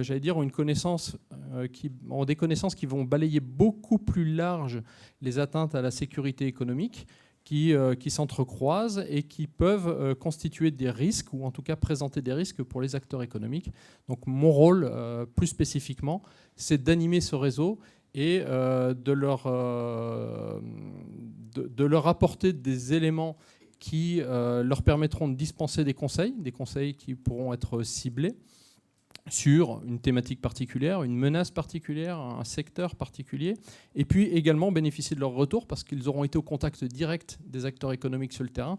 Donc je pourrais aussi avoir une analyse à l'échelon central des demandes qui peuvent leur être faites. Ça peut être une filière qui a une demande particulière, ça peut être des questions relatives au cyber, ça peut être des questions relatives, je ne sais pas, à la sécurité routière, ça peut être des questions d'ordre divers que je vais à mon tour animer en redistribuant soit vers des services ou des sous-directions de la direction générale qui sont particulièrement intéressés. Je travaille énormément avec le ComCyber, comme vous l'avez indiqué, ou redistribuer des bonnes pratiques sur le territoire au travers du réseau que j'évoquais tout à l'heure. Écoutez, merci. Je trouve ça, oui, c'est très valorisant. Je trouve cette nouvelle fonction pour la gendarmerie. Donc il y a un côté aussi, en plus au niveau du territoire, donc vraiment très intéressant. On parlera tout à l'heure des aspects plutôt cybersécurité, donc dans un deuxième temps. Dans un premier temps, vous parliez tout à l'heure de la doctrine de sécurité économique. Donc on peut imaginer qu'il y a d'autres acteurs qui peuvent être concernés. Je pense à l'ANSSI, par exemple, l'Agence nationale de sécurité des systèmes d'information, qui forcément a son mot à dire. Donc sans trop rentrer dans les détails, on en a parlé un petit peu tout à l'heure, mais comment justement cette doctrine de sécurité économique, elle est définie et comment après on la décline, voilà, plus opérationnellement, en quelques mots, voilà. Oui, de manière très simple, vous avez un décret qui définit la gouvernance de la politique publique de sécurité économique, qui définit les attributions du service à l'information stratégique et à la sécurité économique. C'est une politique publique qui est articulée également sur l'échelon territorial avec le préfet de région qui a un rôle essentiel en la matière. Et cet échelon est aussi un échelon de dialogue entre les différents services. Vous citiez l'ANSSI. Mais également avec les délégués du service à l'information stratégique et à la sécurité économique qui sont répartis à l'échelon régional. Mais c'est également des instances où l'on peut échanger avec d'autres services, vous les évoquiez, qui traitent de ces sujets-là. Mais j'allais dire, c'est beaucoup plus large que cela, puisque si l'on veut diffuser un message de prévention tel qu'on l'évoquait tout à l'heure, un des facteurs de succès très, très important de notre démarche, c'est aussi de pouvoir rechercher, s'appuyer sur des partenariats locaux, institutionnels, professionnels, associatifs, qui vont nous permettre de diffuser ces messages. Alors, comment on va pouvoir les diffuser de deux manières ? La première étant la conférence de sensibilisation, l'idée étant de présenter de manière assez générique les menaces auxquelles les entrepreneurs, comme les collectivités, comme on peut le faire également pour les particuliers, quels sont les risques auxquels ces acteurs sont exposés. On va le faire comment ? On va le faire au travers de conférences qui vont être organisées avec des partenaires. Je pense aux chambres du commerce, par exemple, qui sont des partenaires qui couvrent bien le territoire, avec lesquels on travaille facilement. Mais ça peut être des organisations professionnelles, ça peut être des occasions comme celle-ci que vous nous donnez de diffuser le message, qui donne après l'occasion aussi dans les territoires de contacter nos référents et puis de décliner à une échelle beaucoup plus locale ces conférences de sensibilisation. Et puis dans un deuxième temps, ces conférences qui vont, ouvrir la prise de conscience sur l'existence de risques potentiels, vont permettre de nouer des contacts peut-être un petit peu plus particuliers avec des entrepreneurs qui, vont rechercher un contact plus privilégié pour voir à quel degré ils peuvent être exposés, est-ce qu'ils présentent des vulnérabilités. Et là, à cette occasion-là, on va pouvoir accompagner ces acteurs économiques dans une démarche de recherche de ces vulnérabilités, de construction de solutions de remédiation ou de précaution face aux risques qu'ils auraient identifiés. D'accord, merci. Justement, sur les aspects cybersécurité, vous parliez beaucoup de sensibilisation. L'humain, c'est souvent l'humain en fait. Enfin, on a l'impression que c'est une affaire de spécialistes, mais on s'aperçoit que souvent ça peut être des bonnes pratiques, on en parlait tout à l'heure. Enfin, voilà, quels sont pour vous, à travers vos faits vos actes de sensibilisation, etc., voilà, comment justement on sensibilise le plus grand nombre justement à cette cybersécurité, à tous ces risques, sachant qu'aujourd'hui la cybersécurité, il n'y a pas une semaine sans qu'on voit qu'un hôpital soit attaqué ou des choses comme ça. Donc comment aujourd'hui, voilà, ces actes de sensibilisation sont actifs, voilà, quelles sont les bonnes pratiques, enfin voilà, quels sont les axes que vous privilégiez? Oui, je dirais qu'en la matière, la période que l'on vient de traverser, spécialement la période du confinement, a catalysé un petit peu l'accélération de la prise de conscience et l'identification des vulnérabilités. Sans vouloir être trop schématique, mais pour appuyer mon propos, au moment du premier confinement, instantanément, les entreprises ont été confrontées à quoi? C'est-à-dire un arrêt brutal de l'activité traditionnelle, un travail à distance, un télétravail massif avec peut-être des outils qui étaient éparpillés, avec, j'allais dire, une pratique ou un niveau de vigilance des collaborateurs qui était peut-être un peu moindre que ce qu'il aurait été lors du travail dans les locaux, parce qu'il y a moins ce phénomène de vigilance collective. Peut-être un sentiment aussi des collaborateurs dans le travail à domicile, un sentiment de sécurité, parce qu'on est dans un domaine connu. Donc j'allais dire que rapidement, on a vu apparaître des gens qui ont exprimé à la fois des préoccupations sur des vulnérabilités qui apparaissent, et puis peut-être en regard aussi du nombre de cyberattaques qui ont été recensées. J'ai un chiffre en tête, l'ANSSI indiquait qu'elles avaient été multipliées par 4 en 2020, ce qui est assez significatif. Pendant le confinement, on a dispensé énormément de conseils à travers les réseaux, les relais que je vous indiquais tout à l'heure. J'ai noté ce chiffre que le commandement de la gendarmerie dans le cyberespace m'indiquait. En 2020, c'est 43 000 entreprises qui ont pu bénéficier de conseils, de bonnes pratiques en termes de cybermenaces. On parlait de la donnée, qui est une valeur. Effectivement, si elle représente une valeur, il va falloir la protéger. Et protéger cette valeur, ça va se faire à la fois vis-à-vis des usages numériques. Comment je ne rends pas cette valeur vulnérable par une faille dans mon utilisation numérique.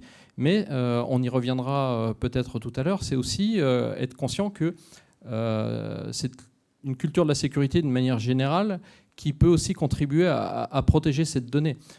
Si je me fais voler mon ordinateur, si je fais voler le petit carnet où j'ai inscrit tous les mots de passe, ce n'est pas la donnée elle-même qui va être atteinte, mais c'est l'accès à la donnée, c'est une vulnérabilité supplémentaire qui s'y ajoute.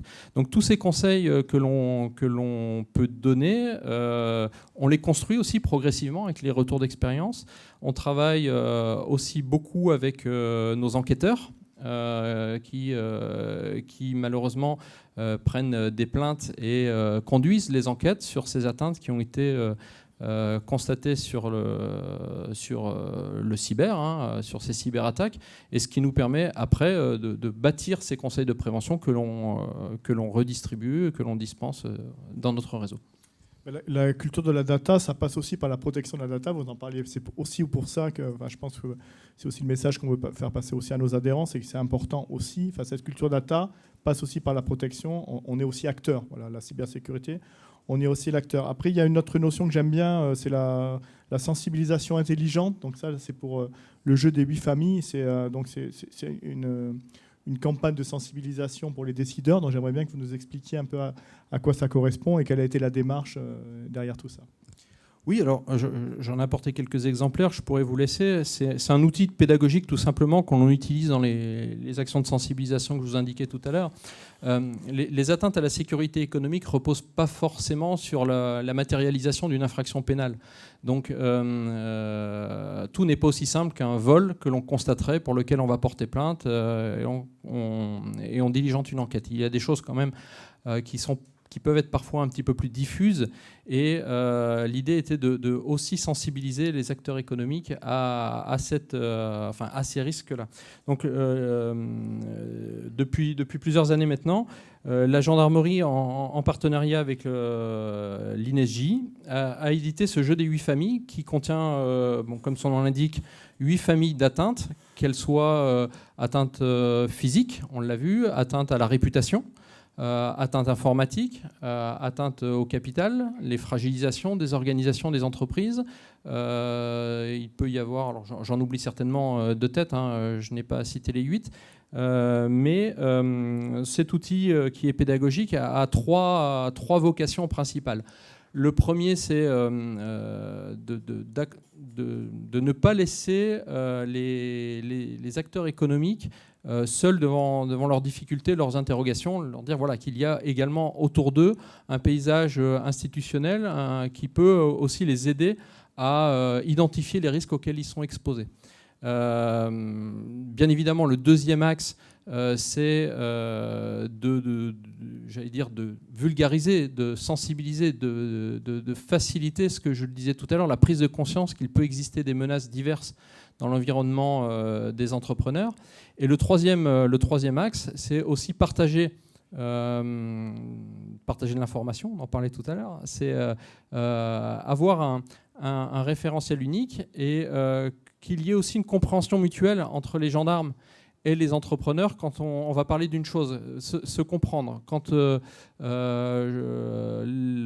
gendarmes vont visiter une entreprise et qu'on va parler d'atteinte à la réputation, que le gendarme puisse tout de suite le rattacher à une autre. Ce qu'il faut comprendre, je pense, pour revenir sur le sujet de la donnée, c'est qu'il y a véritablement une imbrication entre les différentes atteintes à la sécurité économique, singulièrement entre les atteintes par le cyber et les atteintes physiques. On le disait tout à l'heure, il peut y avoir une atteinte cyber par une atteinte physique. Je me suis fait voler mon ordinateur ou je me suis fait voler le mot de passe. Je peux être victime d'une atteinte cyber, mais c'est vrai également pour les atteintes à la réputation. Si je suis victime d'une fuite de données ou d'un vol de données, au regard de mes obligations vis-à-vis du RGPD, j'ai une responsabilité qui m'expose à la réputation. Et on peut décliner ces combinaisons à l'envi. Et donc ce jeu des 8 familles, c'est un outil pédagogique que l'on diffuse. Il est téléchargeable sur Internet, il est accessible assez facilement, mais ce qui permet aussi peut-être de susciter les contacts que je disais tout à l'heure, puisque quand les entrepreneurs en ont connaissance, ils ont plus facilement l'idée de solliciter nos référents pour avoir des éclaircissements un petit peu plus approfondis. Écoutez, merci mon lieutenant-colonel. Il me reste à vous remercier pour cette thématique passionnante. Merci beaucoup. Je vous invite à rejoindre votre place. Je vais accueillir donc pour la dernière thématique Fabien Guénier. Si vous pouvez nous rejoindre sur scène, merci. Donc nous avons vu là la valeur, donc on voit bien la valeur, protéger cette valeur-là, la valeur dans l'entreprise, etc. Ce qui nous paraissait intéressant avec Raphaël, c'est aussi de pouvoir réfléchir sur la valeur avec un grand V, la valeur sociétale. Donc c'est pour ça que nous vous avons invité Fabien. Je vais vous présenter brièvement. Après plusieurs années dans le monde du conseil en système d'information et politique RSE, vous avez ensuite fait un master de management stratégique du développement durable, ce qui vous a permis de vous spécialiser dans l'accompagnement de la transformation des organisations, mais plutôt sous le prisme de la transformation culturelle et de l'innovation. Vous avez ensuite cofondé la Fabrique des mobilités, dont vous êtes le secrétaire général depuis 2018. Donc pour expliquer un petit peu ce qu'est la Fabrique des mobilités, c'est un accélérateur d'innovation qui est basé sur la production de communs portés par une communauté d'acteurs intégrant des universités, des grands groupes, des startups et des territoires. Donc nous allons revenir sur les différents points. En 2020, vous avez rejoint les équipes de l'ANSSI, on en parlait tout à l'heure, pour aider au montage du projet Campus Cyber. Donc vous avez pris la responsabilité du studio des communs, de cyber et de la RSE. Donc ça, on en parlera peut-être dans les questions après, ça pourra les questions croisées. Je voulais revenir avec vous justement sur cette fabrique des mobilités et peut-être commencer par le début parce qu'on a parlé des communs. Qu'est-ce qu'un commun ? Merci. Alors un commun, c'est 3 éléments qui s'agrègent. Le premier, c'est une ressource. Donc, une ressource, ça peut être une ressource naturelle, donc une rivière, un champ, mais dans le champ numérique, ça peut être un logiciel, ça peut être un jeu de données. Et donc, cette ressource, elle est accessible par une communauté. Donc, on a le deuxième élément du commun, c'est qu'il y a une communauté de personnes qui va l'utiliser et la faire évoluer. Et le troisième élément, c'est qu'il y a une gouvernance qui est généralement hétérogène et multiple. Donc, cet ensemble ressources, communauté et gouvernance, on va l'inscrire comme un tout qui s'appelle un commun. Souvent, ce qu'il y a derrière cette idée de commun, c'est une des notions qui ont été déjà citées précédemment, c'est cette notion de partage. C'est qu'en fait, l'idée d'un commun, c'est qu'il est utilisable par un grand nombre de personnes en parallèle et qu'en plus, on peut partir de ce commun pour développer des nouveaux usages. Donc l'idée sur laquelle nous on est parti à la Fabrique des mobilités, donc notre sujet à nous c'est la mobilité des personnes à la base, c'était de se dire que si on compare la puissance financière en termes d'innovation pure entre les acteurs américains et chinois et les acteurs européens, on se rend compte qu'on est beaucoup moins puissant, juste en capacité de financement. Et donc, en fait, si on veut jouer sur la scène internationale, il faut qu'on développe des nouvelles manières d'innover. Et une nouvelle manière d'innover, c'est d'utiliser ces principes de commun. Donc, à une époque, nous on appelait ça des objets liens. En fait, ces communs, ça va permettre de fédérer un ensemble d'acteurs sur des questions complexes.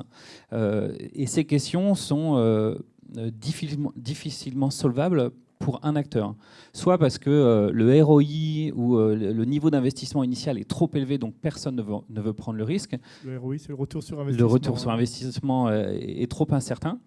Par contre, si on est à plusieurs à s'associer et à se mutualiser pour développer une ressource, on peut tout d'un coup réduire ce risque et donc s'engager à plusieurs pour aller vers ce commun. Et donc c'est ce qu'on a, enfin nous c'est ce qu'on a défendu. Donc c'est vrai qu'on a fait ça il y a à peu près 7 ans. C'était difficile de trouver des personnes qui comprenaient ce qu'on cherchait à dire. Donc nous on est parti sur le principe de produire ces communs plutôt que de faire de la sensibilisation. Et donc aujourd'hui on a réussi à en développer et peut-être qu'après je pourrais en présenter quelques-uns. On en parlera peut-être après. Après je voulais revenir avec vous sur la notion d'accélérateur d'innovation. Parce que c'est joli, mais concrètement, ça veut dire quoi un accélérateur d'innovation ?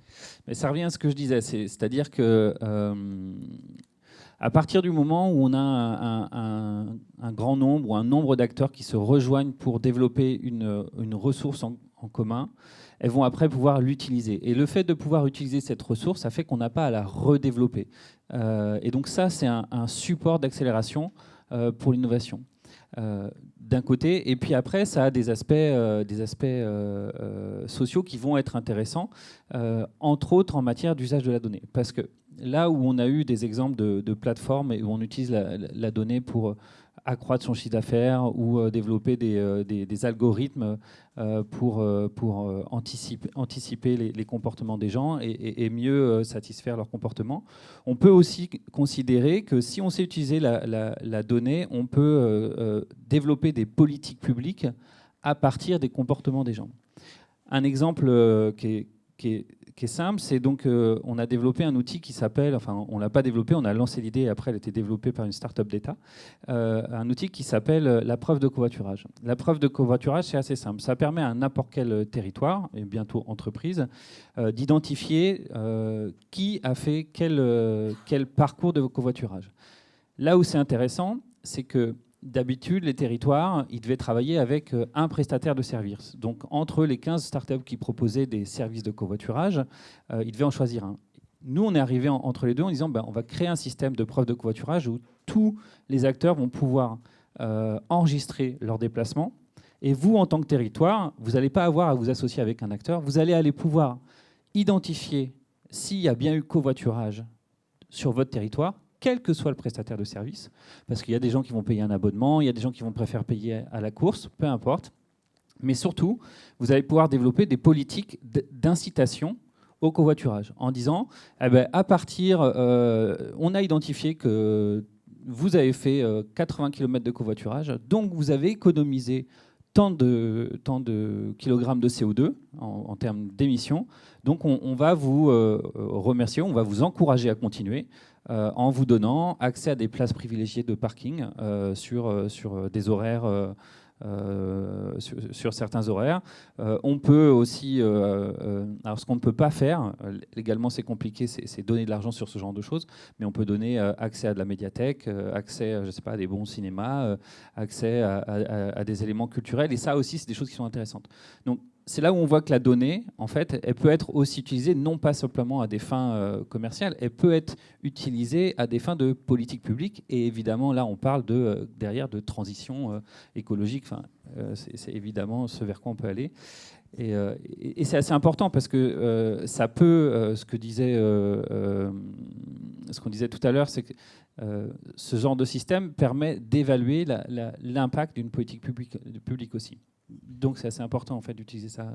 Ouais, tout à fait, on voit l'intérêt. Est-ce que les entreprises justement ont vu parce que j'ai regardé un certain nombre de projets, des fois il y a des entreprises qui s'associent, etc. Est-ce que il y a de plus en plus de projets, est-ce que justement les entreprises se saisissent de ce nouveau levier? Après, je ne sais pas au niveau des politiques, après on parlait des politiques publiques, etc. Mais déjà, est-ce que les entreprises s'impliquent dans ces projets-là, qui peuvent justement, voilà. Alors de plus en plus, c'est de plus en plus d'entreprises, mais aussi de plus en plus de collectivités. Et je serais intéressé d'en discuter aussi tout à l'heure. Nous, on croit beaucoup que la collectivité a un rôle majeur à jouer dans l'avenir, que ce soit en matière de collecte de données. D'ailleurs, des lois sont passées sur les producteurs de données qui doivent, et c'est la notion de données d'intérêt général, ces données doivent être restituées aux collectivités. Donc je pense qu'elles vont avoir un rôle à jouer très très important. Donc nous, c'est une des cibles avec lesquelles on veut travailler. Et aujourd'hui, les entreprises, elles se rendent bien compte que les communs et l'open source, parce que souvent on utilise ça, aussi l'open data. Alors, ok, l'open source. C'est assez simple, c'est le fait qu'on donne accès aux lignes de code qui nous permettent de produire notre logiciel. L'open data, c'est qu'on donne accès aux données qu'on a produites, parfois sous certaines conditions de licence. Mais les entreprises se rendent compte que c'est hyper intéressant parce que ça leur permet d'expérimenter des nouvelles choses. Mais pas seulement. Elles se rendent compte surtout qu'au niveau de la Chine ou des États-Unis, des grandes entreprises et des grands noms de l'industrie informatique ont complètement changé leur manière de penser l'innovation et vont vers de l'open source. Alors, il y a des grands noms parce que Microsoft l'a fait, Thales l'a fait, on a Baidu, Alibaba qui ont lancé des projets très emblématiques, et les grands acteurs aujourd'hui se font la concurrence à travers ces modèles, ces nouveaux modèles d'innovation. Et je vais juste m'arrêter un tout petit peu sur la collectivité parce que je pense que c'est intéressant en matière de données. Ce qui se passe en ce moment aux États-Unis, on a tous vécu ce grand moment avec les trottinettes où on a vu des trottinettes apparaître partout sur nos territoires, dans nos grandes villes. Et en fait, aux États-Unis, ils n'ont pas du tout la même approche que nous. Ce qu'ils ont commencé à faire, et particulièrement la ville de Los Angeles, c'est ils ont dit, en fait, les données qui sont produites à travers l'usage de vos services, ce sont les données de nos citoyens. Donc, in fine, ces données nous appartiennent. Donc, dans le contrat de service, c'est-à-dire pour que vous accédez au droit de mettre votre service en place dans notre ville, vous allez devoir nous donner toutes vos données à travers une petite API. Et donc, la ville a récupéré comme ça l'ensemble des données de ses citoyens.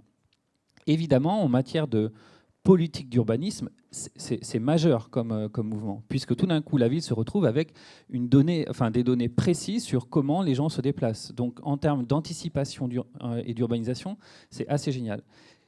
Elle a fait ça en mettant tout en open source. Qu'est-ce qu'ont fait les villes des États-Unis autour? Les grandes villes, elles ont toutes repris le code. Elles ont imposé les mêmes règles. Donc aujourd'hui, il y a une quinzaine de villes qui ont mis ça en place. Et ça s'est aussi propagé sur la ville de Montréal.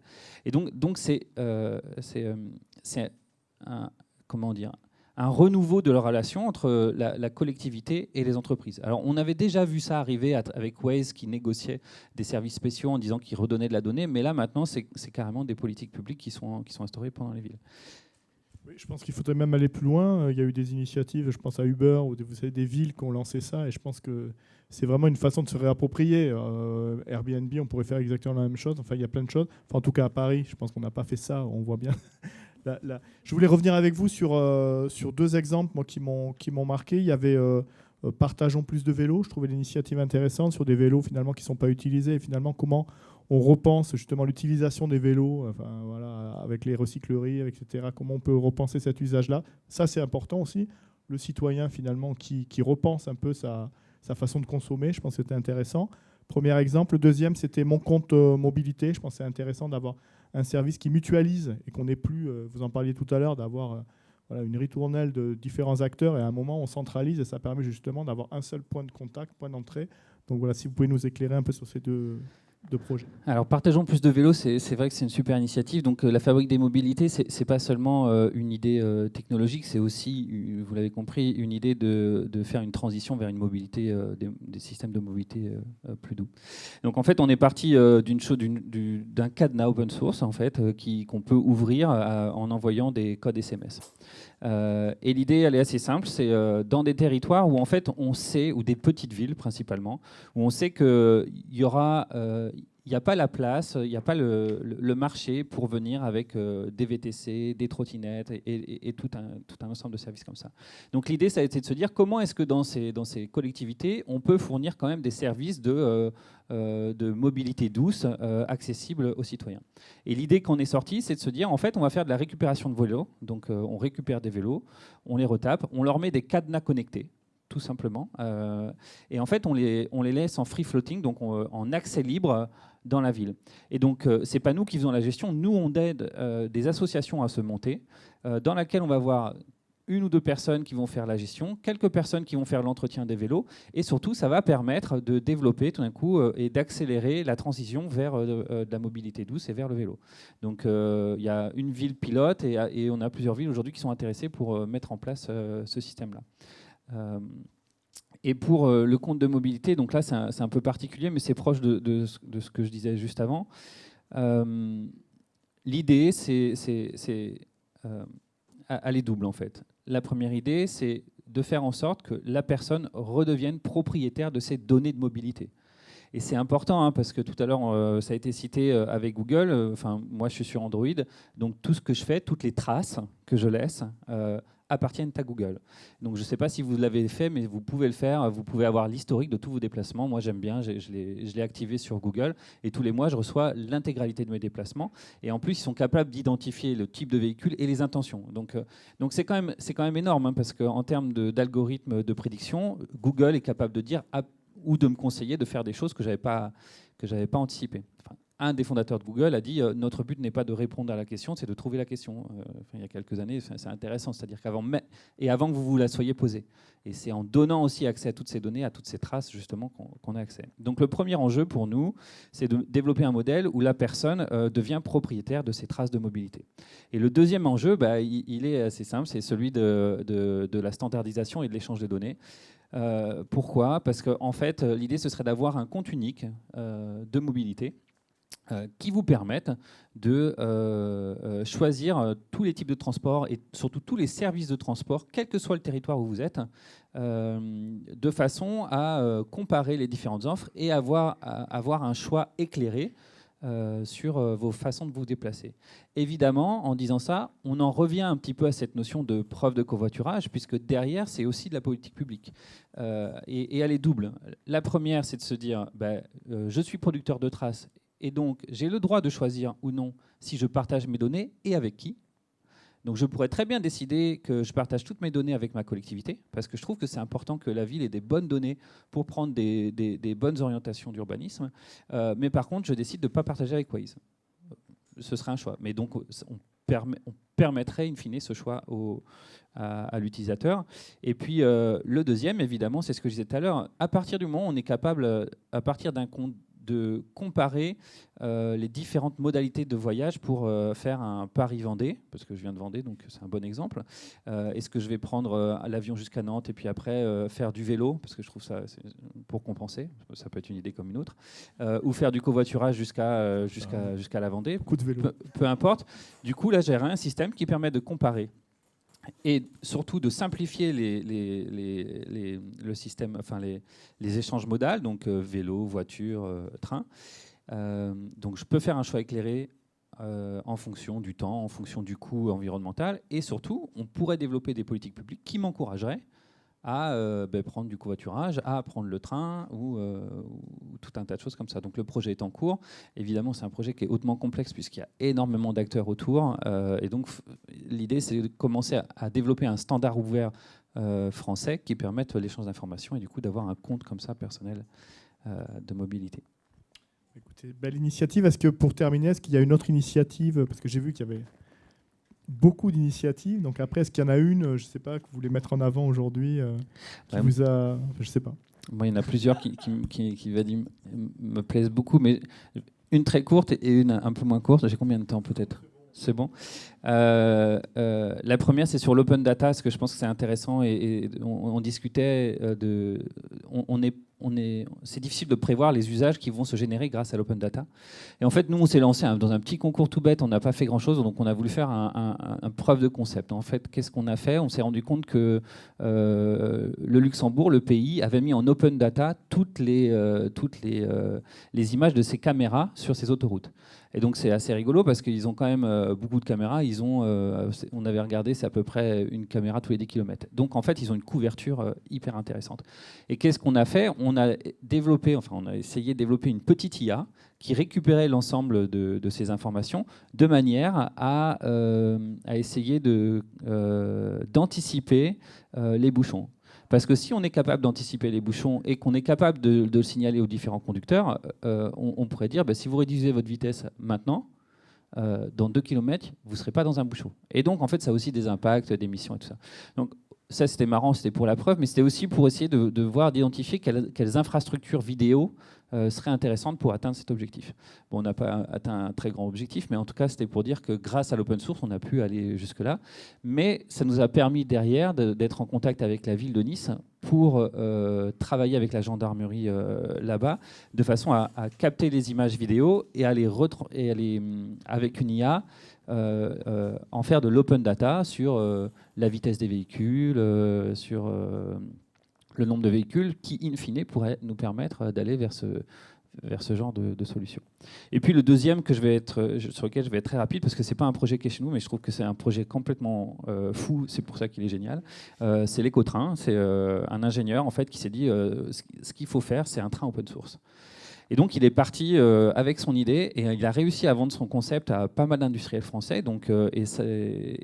deux régions, si je ne me trompe pas. Il faudra vérifier, mais là, je suis moins sûr.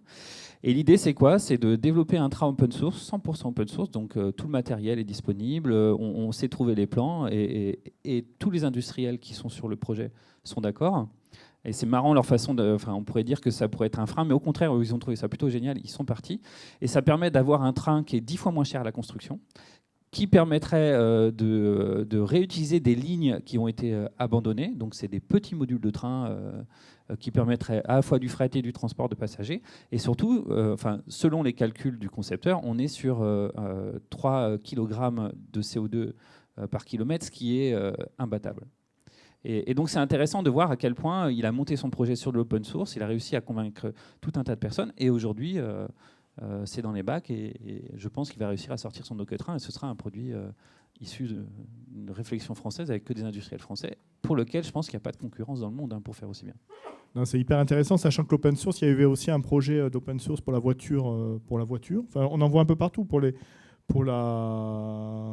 maisons en open source. Je pense vraiment que c'est un modèle. On voit bien que de toute façon, l'industrie réfléchit autour de ça. Vous en parlez tout à l'heure, parce que forcément, il y a des mutualisations, etc. Tout le monde y passera. Donc, écoutez, je tenais merci. Il nous reste à nous vous remercier. Merci beaucoup pour votre intervention. Je vais proposer à tous les intervenants, je vais laisser ma place, je vais me mettre à côté comme on m'a indiqué, pour justement on va faire un petit jeu de questions-réponses. Donc avec la salle, si vous voulez bien. Donc je vous invite. Moi, je vais me mettre là. Je vous invite à remonter sur scène. Merci. Par contre, j'avais un micro, François. Je ne sais pas si tu me l'as remis tout à l'heure. Les deux, on a tout. On est les 4, pardon. Merci beaucoup. Écoutez, écoutez, merci beaucoup déjà. Je vous remercierai après plus longuement. Je pense qu'on a fait le tour. On voit bien, on a commencé à sentir un peu cette création de valeur, qu'elle soit dans l'entreprise ou dans la société. Et puis aussi la notion justement comment protéger cette valeur-là et ne pas la laisser s'échapper. Donc je pense que c'était important. Vous pouvez rentrer. Merci. Et voilà, écoutez, n'hésitez pas. On va faire un petit jeu de questions-réponses. Donc si vous avez des questions, c'est le moment. Merci à vous. Merci beaucoup.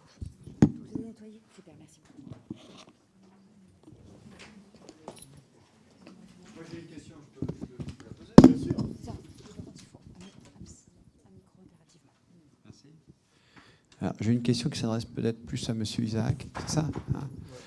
J'ai beaucoup aimé votre comparaison avec le pétrole.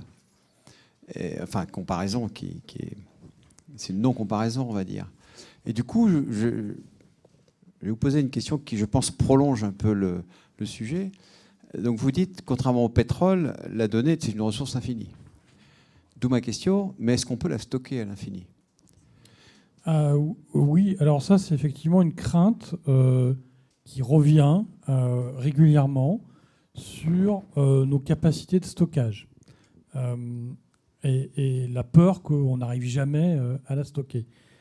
Alors, il y a eu une peur à un moment, au début des années 2000, je ne sais pas si vous vous souvenez, après le bug de l'an 2000, il y a eu une espèce de grande peur sur le stockage des données, qui n'est jamais arrivé. Et donc, première élément de réponse, on a déjà eu dans l'histoire des moments de panique collective où on s'est dit on ne va pas y arriver. En fait, pour l'instant, on n'est pas encore là. Deuxième élément de réponse, on sait stocker de la donnée autrement que sur des stockages magnétiques comme on utilise aujourd'hui, qui reposent sur des métaux. On est capable de le faire aujourd'hui dans de l'ADN. Et donc l'ADN, on peut stocker des quantités absolument gigantesques de données sur un brin d'ADN. Globalement, la bibliothèque du Congrès tient sur un brin d'ADN. Et c'est la plus grande bibliothèque du monde. Bon. Donc la prochaine étape du stockage, ça sera un stockage de type biologique. Et là, pour le coup, il n'y a pas beaucoup de limites à ce qu'on connaît aujourd'hui en termes de production de données par rapport à ça. Donc, c'est pas plus mal d'une certaine façon parce qu'il y a beaucoup de métaux rares qui sont utilisés dans le stockage, dont je pense que de toute façon, à un moment donné, il y aura des problèmes de production.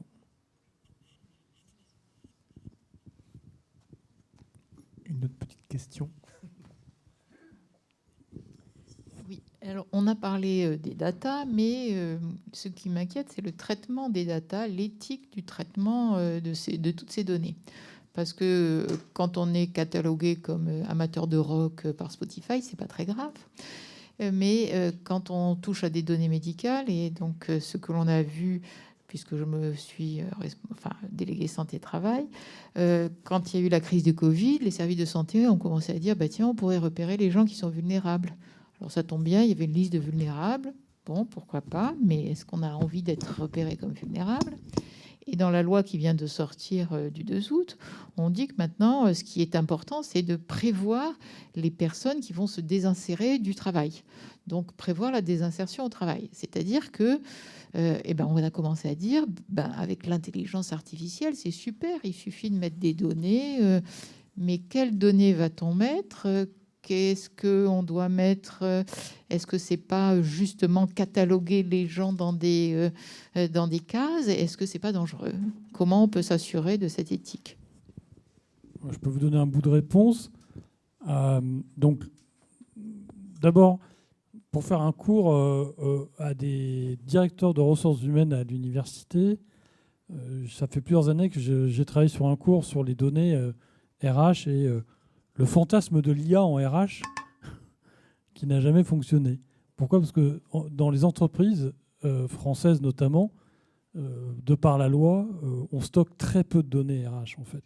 On a très très peu de données sur les salariés en fait. Contrairement aux États-Unis où on peut faire beaucoup de choses. Parce que la loi, comme je l'ai dit, est complètement différente. Le cadre juridique est différent. Donc quand vous avez des services d'IA en RH, ils sont tous américains. Il n'y a quasiment pas de service d'IA RH en France.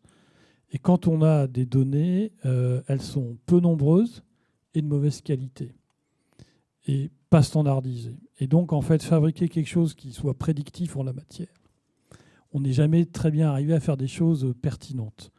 Et les seules choses qu'on utilise, c'est de l'IA pour traiter des choses assez problématiques que sont les CV, parce que c'est de la donnée qui est très mal structurée. Et finalement, trouver le bon CV, parce qu'il y en a des millions, c'est un sujet. Et donc là, on arrive à peu près à trier des CV, mais ce n'est pas très efficace quand vous regardez. Je vous rappelle qu'il y a des startups qui ont essayé de nous vendre qu'ils allaient résoudre le problème de l'emploi avec de l'IA, et on ne sait pas où elles sont, ces startups, elles ont disparu. Donc ça, c'est sur les données RH. Sur les données de santé, la loi est encore en France plus restrictive encore que sur les données personnelles. Donc je vois mal comment, dans le cadre de l'entreprise, on va pouvoir utiliser des données de santé qui sont déjà pas communicables à l'entreprise. Donc ça me paraît assez bizarre comme idée, dans le sens où les données de santé sont considérées comme des données sensibles. Donc elles font l'objet d'une protection et elles doivent être stockées dans des clouds dits de santé, donc qui sont certifiés au niveau national. Je ne vois pas très bien comment les entreprises accèdent à ces données, moi. Mais quel service de santé? L'ARS? En fait, c'était on discute les de ça médecins au niveau du travail, national. Oui, la médecine dans du les travail. services de santé au travail, c'est en discussion actuellement des données en santé, de faire remonter les données en santé.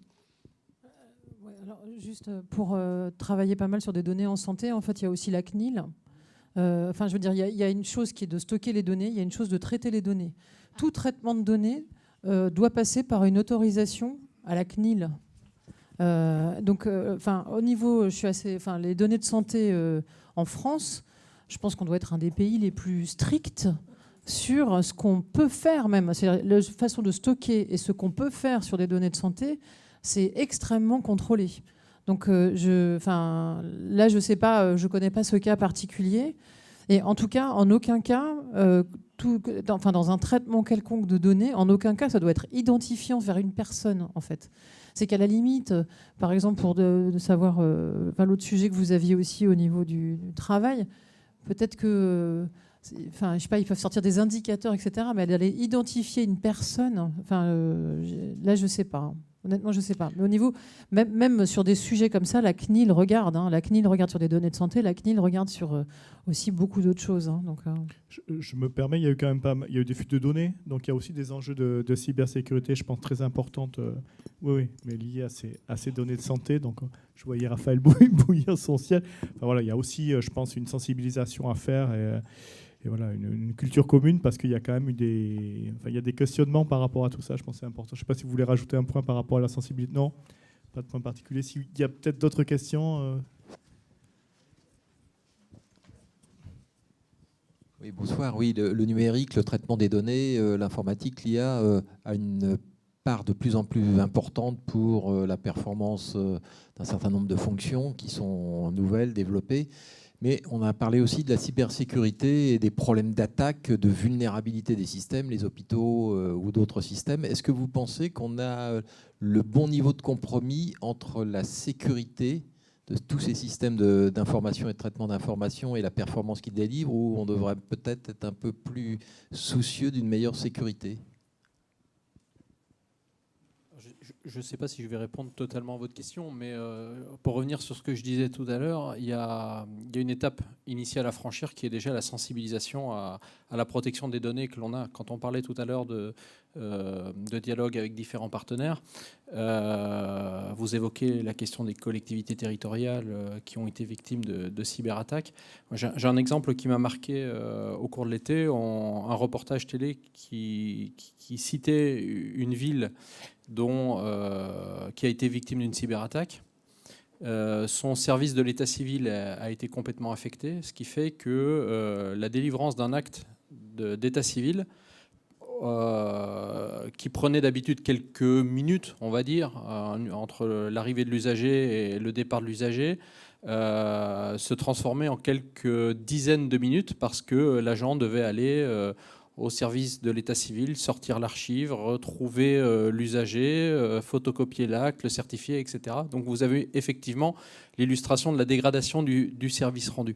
Pourquoi je dis ça? Parce que dans le cadre des démarches que j'évoquais tout à l'heure, partenariales, ça fait partie des préoccupations de prévention que le commandement de la gendarmerie dans le cyberespace développe.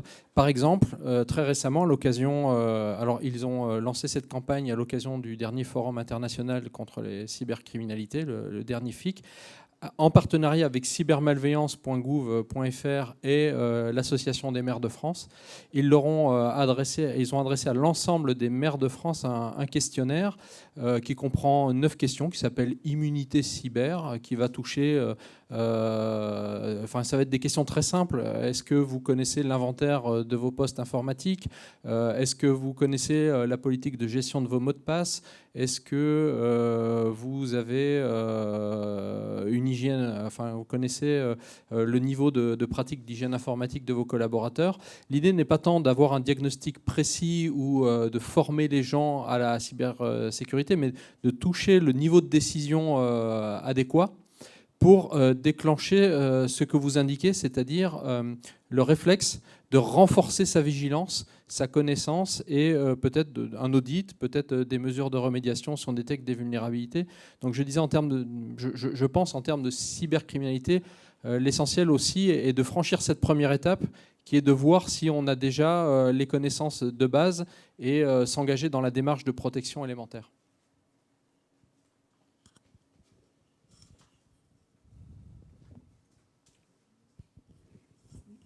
C'est une question à Anne-Sophie Taillandier, mais vous avez évoqué l'importance des compétences métiers. Et je voulais savoir justement dans cette transformation, quelles sont les clés de succès de ce qu'on peut appeler un peu l'hybridation avec la compétence data. Quels sont votre retour d'expérience à partir des différents projets que vous avez conduits? Merci. J'aimerais bien voir la solution, moi. Mais déjà, le data scientist, c'est quelqu'un d'un peu spécial, parce que c'est entre les maths et l'info. Il faut que ce soit quelqu'un qui soit curieux, qui aime manipuler quand même pas mal de code informatique, mais qui en même temps ait des connaissances en mathématiques assez solides. Donc c'est quelqu'un d'assez spécial. Après, il faut que ce soit aussi quelqu'un qui soit capable d'être à l'écoute des métiers. Et les métiers doivent aussi comprendre ce que c'est que de la donnée, en fait, comprendre déjà ce que c'est que la donnée, comme vous expliquez tout à l'heure, et du coup savoir dialoguer avec le data scientist. Moi, je dirais que c'est beaucoup de compétences de reformulation. C'est beaucoup de ponts à créer entre différentes disciplines, en fait. Tout ce qui se passe autour de la data, comme j'ai dit au début, là, c'est vraiment transversal dans tous les métiers de l'entreprise. Et du coup, il y a un côté acculturation même sur ce qu'est la data, et aussi bien du côté de celui qui va la manipuler que du côté de celui qui va la stocker, que de celui qui va après devoir interpréter le résultat aussi. C'est-à-dire que il y a quand même une des grosses choses, c'est qu'après, on va avoir un modèle mathématique qui va tourner, qui va la spécificité, je dirais, de l'intelligence artificielle avec la donnée, c'est qu'il va apprendre au fur et à mesure, que de temps en temps, il faudra le recaler un petit peu, mais bon, voilà, et que du coup, celui qui va se retrouver devant ces résultats, il faut aussi qu'il sache les interpréter. Voilà. Donc, je n'ai pas la solution miracle, la réponse absolue à votre question. Par contre, je dirais qu'il y a beaucoup de choses interdisciplinaires et beaucoup de culture à avoir aussi sur d'autres métiers. En fait, ça décilote énormément la donnée. Du coup, se rendre compte pour celui du SI que les métiers ils se passent de cette façon-là et que au niveau du bureau d'études qui fera le calcul, voilà, il y a un côté décilotage en fait que je trouve avec la donnée, de mon expérience. Et juste pour compléter, pour fréquenter un club de Chief Data Officer, donc un métier qui est globalement ceux qui vont gérer les données dans l'entreprise. Ce qui m'a beaucoup marqué au cours des 3 dernières années, c'est que d'une culture très technique et de dire il faut que je fasse des data lakes, il faut que j'ai des data scientists, très vite on a basculé à en fait les gens comprennent rien, Et donc, il faut que je développe une culture de la donnée dans l'entreprise. Et donc, c'est exactement ce qui était évoqué, c'est-à-dire que on ne peut pas avoir que des spécialistes dans un coin qui font des modèles, ça ne fonctionne pas. Et donc, il faut que tout le monde comprenne comment on produit données, comment elles sont utilisées, qu'est-ce qu'on pourrait en faire potentiellement avec des nouveaux modèles mathématiques qu'on a, et quelles sont les conditions pour ensuite réintégrer ça dans les pratiques métiers. Et en fait, ça nécessite de faire intervenir tout un tas de personnes qui ne sont pas forcément dans les data office. Et donc, ça nécessite de développer une culture de la donnée. Et donc, moi, je connais plusieurs entreprises qui organisent des petits déjeuners de la donnée, qui font des conférences très pédagogiques pour expliquer certains aspects de la qualité des données, qui est un enjeu monumental dans toutes les entreprises et qui concerne tout le monde, du coup. Et donc, il faut... parce que les data scientists, comme ça a été dit, ils se cassent le nez sur des données qui sont inutilisables, en fait.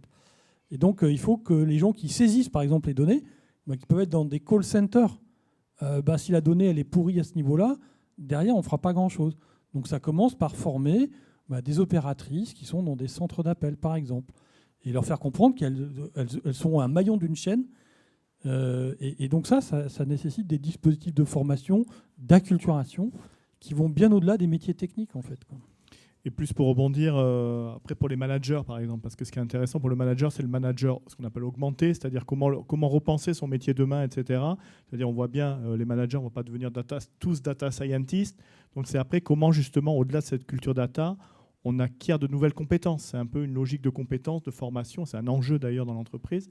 Et comment vous voyez un peu, est-ce que vous avez une idée par rapport à ça, justement, comment les managers peuvent évoluer. Aujourd'hui, on a l'impression que les managers sont un peu perdus. Justement, il y a cette data qui arrive, qui ne savent pas forcément... sur leur métier, ça peut rester assez abstrait. Alors justement, ça va permettre de se focaliser sur après des activités à forte valeur ajoutée, ce qu'on appelle justement, je pense aux indicateurs, etc. Comment vous voyez cette évolution du manager vers le manager de demain? Comment c'est cette réflexion? Est-ce que c'est que l'entreprise à travers cette culture data, ou est-ce que c'est aussi au manager de saisir, je sais pas, de saisir des opportunités? On peut avoir une formation généraliste d'ingénieur, des choses comme ça, qui permettent justement d'appréhender toute cette logique-là, qui est pas que du technique, c'est assez généraliste finalement. En fait, il y a déjà des premières étapes à franchir pour les managers. C'est arriver à faire construire des tableaux de bord de pilotage intelligents. Et ça fait 20 ans qu'on s'y essaye avec différentes technologies. On a commencé avec Excel, on a essayé de faire de l'entrepôt de données, des data warehouse. Et puis maintenant, on va dire c'est l'IA qui va les produire automatiquement. Bon, j'y crois pas beaucoup. Voilà. Et surtout, depuis 20 ans que j'enseigne ces trucs-là, je vois toujours les mêmes problématiques, c'est-à-dire que qui produit la donnée, la qualité de la donnée, les référentiels de données, les dictionnaires de données, c'est toujours le même sujet, c'est-à-dire que simplement c'est les méthodes qui ont évolué, le volume qu'il y a et les puissances de calcul qui est présente. Le manager, je ne le vois pas spécialement remis en question par les données, parce qu'on a même développé des termes, j'ai des étudiants qui travaillent là-dessus, sur le RPA, c'est-à-dire robot processing, etc. Bon. On automatise davantage des tâches répétitives, et précisément celles qu'on automatise, c'est celles qui intéressent personne. Bon, donc très concrètement, le manager, je le vois débarrasser de tout un tas de tâches de contrôle et de surveillance d'activité au profit justement d'animation. Et c'est bien là un petit peu l'enjeu. Je ne le vois pas disparaître, contrairement à ce qu'on raconte. Il doit être repositionné par rapport à des équipes qu'il doit animer, qu'il doit faire grandir, notamment en termes de compétences. Et ça, effectivement, dans la culture française, ce n'est pas ce qu'on voit le plus souvent. Oui, alors moi je suis complètement d'accord avec ça. Donc c'est vrai que, entre autres, moi j'ai fait quand même quelques années d'accompagnement à la transformation culturelle des entreprises, et particulièrement on s'attaque à la culture managériale dans ces cas-là. Et effectivement, moi je fais le même constat, c'est que rentre aujourd'hui ce nouvel outil qui va permettre une nouvelle visualisation de l'activité. Une des grandes questions, c'est qu'est-ce qu'on cherche à observer ? Parce qu'en fonction de ça, du coup, ça peut changer le regard sur l'activité d'une personne. Mais on a vu apparaître, en tout cas dans dans la bibliographie managériale, les notions d'entreprise libérée, entreprise libérante, tout ce qui va être process advice, enfin toutes ces nouvelles formes de management où en fait le manager est, pour reprendre deux termes qui étaient un peu en vogue, qui sont encore un peu en vogue, on est manager coach ou manager facilitateur, c'est-à-dire qu'on est beaucoup plus en proximité de ces équipes pour leur permettre, enfin en tout cas c'est la vocation, hein, je ne dis pas que ça marche tout le temps, mais l'idée c'est d'être au plus près de ces équipes pour créer les bonnes conditions de travail.